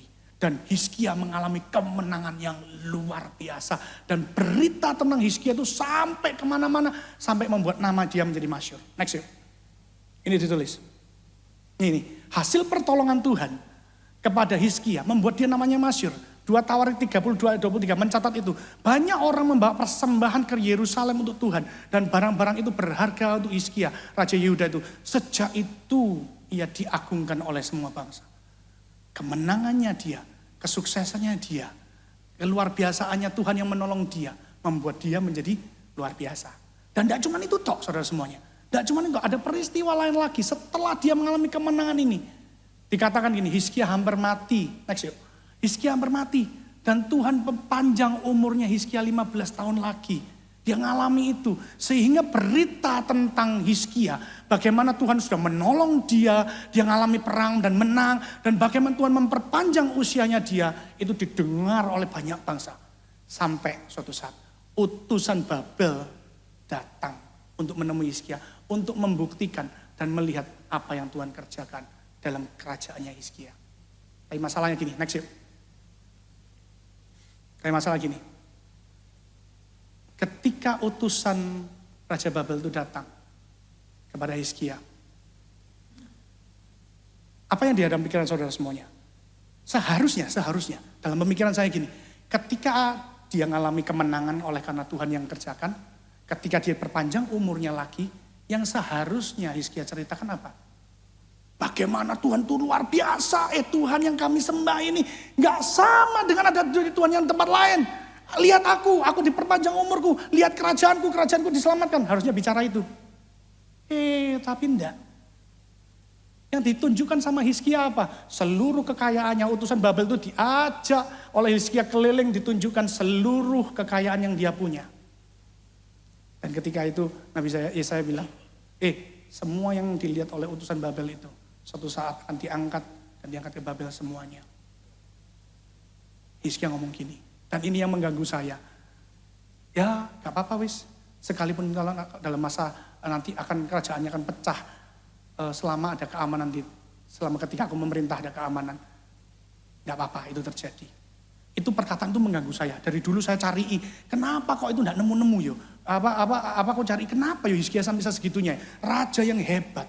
Kok bisa di akhir kehidupannya dia ngomong cuman memikirkan dirinya sendiri bahwa yang lain wes lah, kalau yang nanti kerajaan yang setelahnya aku pecah, kekayaan itu diangkat ke Babel semuanya. Gak apa-apa wes, yang penting zamanku tenang.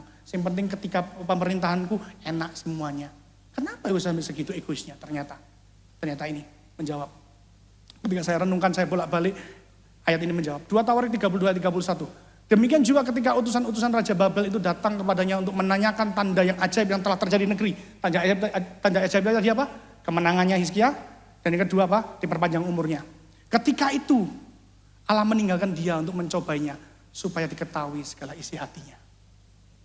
Aku ngerti sekarang bahwa ternyata bahwa ketika itu terjadi, Tuhan izinkan itu terjadi. Tuhan tidak cegah Hizkia jangan mbok tunjukno kepada orang-orang Babel nanti suatu saat kekayaan diambil mereka. Tuhan tidak. Tuhan bukakan, Tuhan tinggalkan dan Tuhan bukakan, singkapkan siapa sebenarnya Hizkia. Bahwa ketika dia semuanya itu, ketika dia menerima semua kemurahan-kemurahan itu, tetapi kemurahan-kemurahan itu tidak tetap tinggal di dalam pemikiran Hizkia, bahwa kehidupannya cuma isinya semata-mata, cuma karena kemurahan demi kemurahan Tuhan. Ketika itu dia tidak taruh dalam pemikirannya dia, yang dia inginkan sekarang apa? Yang dia kejar sekarang apa? Kekayaan. Yang dia kejar sekarang kekayaan dan kemuliaannya dia. Renungkan sesuatu saudara semuanya hari ini. Hizkia yang begitu hebat. Hizkia yang begitu luar biasa dalam pemerintahannya. Sampai dicatat di dalam Alkitab. Raja yang sungguh-sungguh berbalik hati kepada Tuhan. Di akhir kehidupannya. Saat dia kehilangan pengertian tentang kasih karunia. Bahwa kehidupannya isinya cuma cerita tentang kasih karunia yang harus dia bagikan kepada orang-orang. Di akhir kehidupannya dia fall apart. Di akhir kehidupannya dia jatuh. Jangan sampai dalam kehidupan kita pengertian tentang kasih karunia Tuhan. Kehidupan kita harus senantiasa ngerti bahwa kehidupan kita ini ceritanya cuma cerita tentang kasih karunia Tuhan yang Tuhan berikan dalam kehidupan kita. Ketika itu menjauh dari kehidupannya kita akan kejar sesuatu yang lain. Sama seperti Hizkia. Tangkap saudara semua. So, hari ini harapan saya, dengan cerita-cerita tadi, dengan testimoni itu, dengan apa yang Tuhan taruh dalam hati saya, dengan apa yang Tuhan ajarkan dalam hati saya, ketika di akhir tahun, Tuhan benar-benar mengajarkan tentang kemurahan dalam hati saya. Bagaimana untuk menjadi kemurahan, memberikan kemurahan pada orang lain. Saya tahu saya sebenarnya gagal. Tapi lewat ini semuanya, ketika saya siapkan khotbah ini, saya mau tahu persiapkan hati saya, persiapkan pikiran saya, hari demi hari dengan pengertian akan kasih karunia. Bahwa hidupmu ini ceritanya Richard tentang isinya cerita-cerita tentang kasih karunia Tuhan. Seperti tadi poetry, apa yang Tuhan tulis. Semuanya isinya tentang kebaikannya Tuhan yang isinya dalam kehidupanmu. Tinggallah di dalamnya. Tuhan mau kita semuanya masuk dalam rancangannya itu. Untuk menceritakan betapa Allah yang kita sembah memberikan kasih karunia dalam kehidupan orang lain juga. Amin saudara semuanya. Boleh kita tundukkan kepala kita? Semuanya. Tuhan, kami tahu hari ini kami dengar keberadaan firman-Mu. Kehidupan kami harus menyinarkan kemuliaan-Mu. Kehidupan kami harus membawa rasa asin untuk kami bisa sentuh orang-orang di luar sana dengan hal yang paling simpel. Kalau kami menerima kemurahan datang dari Engkau, kami mau berikan juga kemurahan buat orang-orang di luar sana. Kami tahu di luar sana ada banyak sekali Tuhan, orang-orang yang sangat membutuhkan kemurahan. Kami percaya Tuhan, rasa asin kami Tuhan akan kami tularkan, akan kami berikan kepada orang-orang di sana. Untuk mereka juga bisa melihat, untuk mereka bisa mengecap kasih karunia yang Kau berikan terhadap kehidupan kami. Untuk mereka juga bisa mengalami kasih karunia itu. Sebab kasih karunia terbesar adalah Engkau sendiri Tuhan. Kami mau merubah gaya kami berdoa. Ketika kami berdoa Tuhan, kami berdoa minta ini dan itu. Kami sering berdoa, Tuhan tolong kami. Tuhan kami butuhin dan itu, tidakkah Engkau tahu? Tapi hari ini Tuhan, izinkan Tuhan ketika kami berdoa, kami selalu melihat kasih karunia yang sudah Kau berikan dalam kehidupan kami. Kami boleh mengucap syukur untuk atas apa yang Kau kerjakan dalam kehidupan kami. Sehingga Tuhan, pikiran kami, hati kami diliputi oleh kasih karunia yang datang dari Engkau. Dan saya percaya Tuhan, kehidupan kami mudah untuk menyalurkan kasih karunia-Mu Tuhan bagi orang-orang di luar sana Tuhan. Saudara semuanya, boleh enggak saya minta satu hal? Ketika saudara pejamkan mata saudara hari ini, mungkin saudara mengingat akan seorang pribadi, akan ada seseorang yang dulu pernah datang kepada kehidupan saudara. Mereka datang dan bilang, Bapak aku butuh kasih karunia dari Engkau. Bapak aku butuh kemurahan-Mu. Tapi Engkau mungkin menolak mereka karena Engkau belum tahu firman ini. Karena Engkau mungkin merasa ada pertimbangan itu dan ini. Dan mungkin karena Engkau merasa gini, oh terlalu besar resikonya untuk mengasih kemurahan kepada orang-orang yang seperti ini. Dan Engkau akhirnya gagal untuk kasih karunia itu pada kehidupan orang. Tapi biarlah siang hari ini, ketika kami tahu semuanya, ketika kita semuanya sadar, bahwa hidup kami cuman karena terima kasih karunia dari Engkau. Dan sudah seharusnya kami kasih karunia itu pada orang lain. Supaya mereka bisa mengecap Engkau. Mereka bisa mengecap kasih karunia datang dari Engkau. Yang adalah sumber kasih karunia. Walaupun ada resiko-resiko yang tidak enak. Tapi kami percaya Tuhan, kebaikan-Mu yang memampukan kami. Kasih karunia-Mu sendirilah juga yang akan memampukan kami untuk berikan itu semuanya. Kami tidak mau Tuhan hidup tanpa Tuhan pemahaman. Kami tidak mau hidup tanpa kami mengerti the beauty of Christ, keindahan Kristus yang memberikan kasih karunia itu dalam kehidupan kami. Biarlah pengertian ini selalu melekat dalam kehidupan kami. Dan kami Tuhan mau kerjakan itu. Kami mau kerjakan buat orang-orang yang membutuhkan kasih karunia di luar sana. Mereka adalah orang-orang yang mungkin tersesat, orang-orang yang tidak tahu membedakan tangan kiri dan tangan kanan mereka. Mereka orang-orang yang lost. Mereka ada orang-orang yang berjalan masih dalam kedagingan mereka. Mengikuti pemerintah-pemerintah dunia ini. Mereka butuh sentuhan-Mu Tuhan. Lewat sekedar kasih karunia yang kami punyai. Sedikit kemurahan yang kami miliki Tuhan. Karena pengorbanan. Kami percaya Tuhan. Kami bisa merubahkan kehidupan orang. Dan biarlah rasa asin-Mu Tuhan. The God flavor itu bisa mereka nikmati. Dan sebagai hasilnya Tuhan, mereka akan percaya kepada Allah yang luar biasa. Materaikan firman ini Tuhan, kebenaran di dalam hati setiap kami. Dan buat hati kami Tuhan semangat dan bergerak untuk menjangkau orang-orang ini Tuhan. Di dalam nama Yesus yang berdoa, kami ucap syukur. Haleluya. Amin. Berapa banyak saudara yang diberkati message hari ini.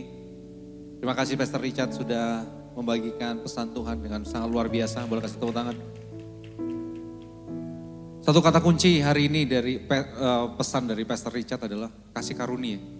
Mari kita sama-sama benar-benar memikirkan dan mendefinisikan ulang tentang kasih karunia. Apa itu kasih karunia?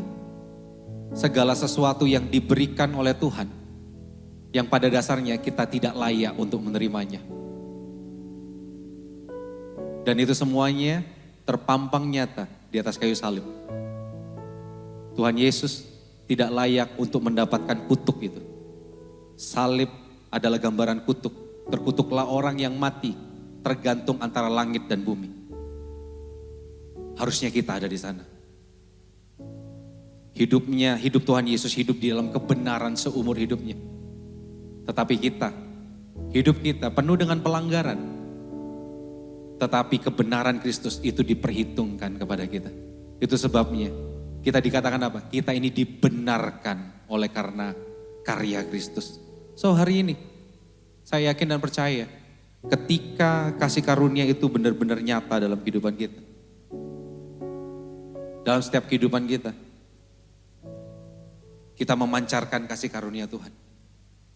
Kita dimampukan untuk mengampuni orang lain.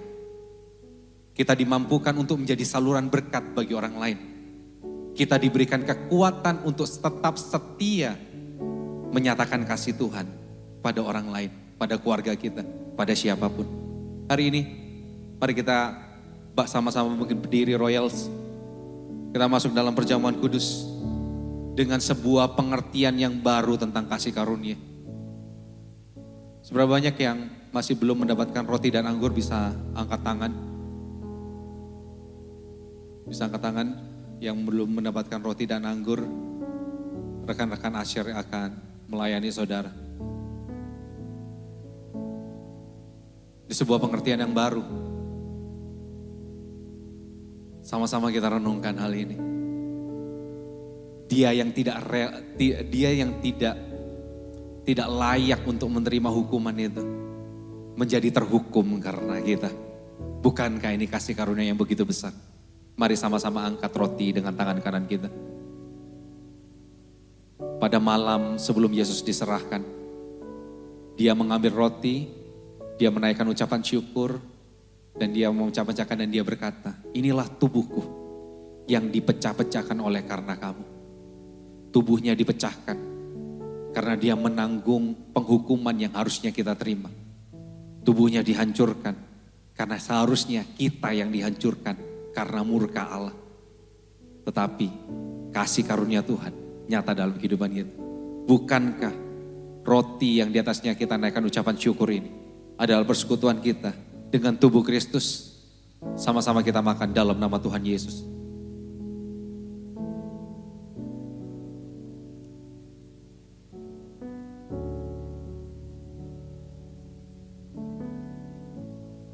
Mari kita angkat cawan berisi anggur dengan tangan kanan kita. Setelah itu Tuhan Yesus mengambil cawan yang berisi anggur, dia menaikkan ucapan syukur dan dia berkata, inilah darahku, darah perjanjian yang baru untuk kamu. Kita hidup bukan lagi di bawah kutuk, tetapi di bawah berkat. Karena kutuk yang terhebat, dia sudah tanggung di atas kayu salib. Bukankah ini kasih karunia yang begitu indah dan begitu hebat, yang tidak ada satupun yang bisa melanggarnya, yang bisa menghancurkannya. Bukankah cawan yang berisi anggur, yang di atasnya kita naikkan ucapan syukur ini, adalah persekutuan kita dengan darah Kristus. Mari sama-sama kita minum dalam nama Tuhan Yesus.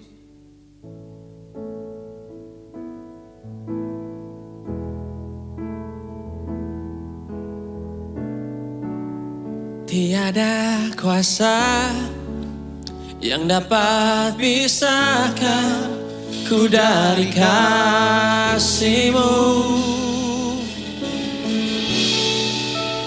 Kau menuntunku berdiam dalam-Mu, ku hidup bagi-Mu. Tiada kuasa yang dapat pisahkan ku dari kasih-Mu.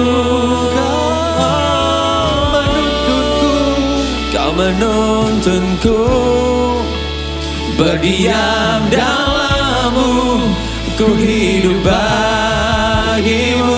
Tiada kuasa yang dapat pisahkan ku dari kasih-Mu. Kau menuntunku, Kau menuntunku berdiam dalam-Mu, ku hidup bagi-Mu. Yesus, Kau di dalamku, Kau besertaku,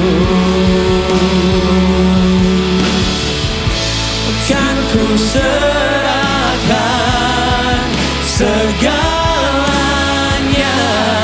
untuk jadi seperti-Mu.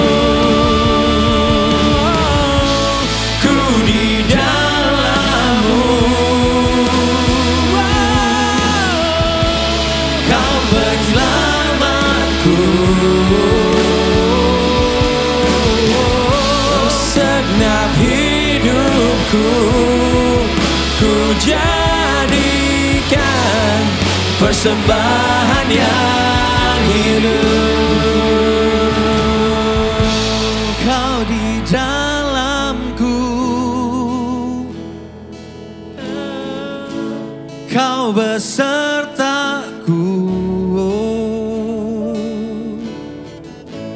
kan ku serahkan segalanya untuk jadi seperti-Mu. Ini kasih karunia Tuhan yang begitu luar biasa dalam setiap kehidupan kita. Dia tinggal dalam kehidupan kita. Dia beserta dalam kehidupan kita. Dari hari ke hari, minggu ke minggu, bulan ke bulan. Dari awal tahun sampai akhir tahun saya yakin dan percaya Tuhan beserta. Kita sudah masuk di penghujung bulan Februari, di mana kita merasakan kasih karunia Tuhan yang begitu luar biasa dalam setiap kehidupan kita. Hari ini saya ingin berdoa buat saudara-saudara yang berulang tahun di bulan Februari. Saudara bisa angkat tangan di tempat duduk saudara. Saudara bisa angkat tangan yang di bulan Februari dan yang juga merayakan wedding anniversary di bulan Februari. Saudara bisa bergandengan tangan dengan istri saudara, dengan pasangan saudara. Saya mau berdoa buat saudara. Haleluya. Seberapa banyak yang ulang tahun di bulan Februari dan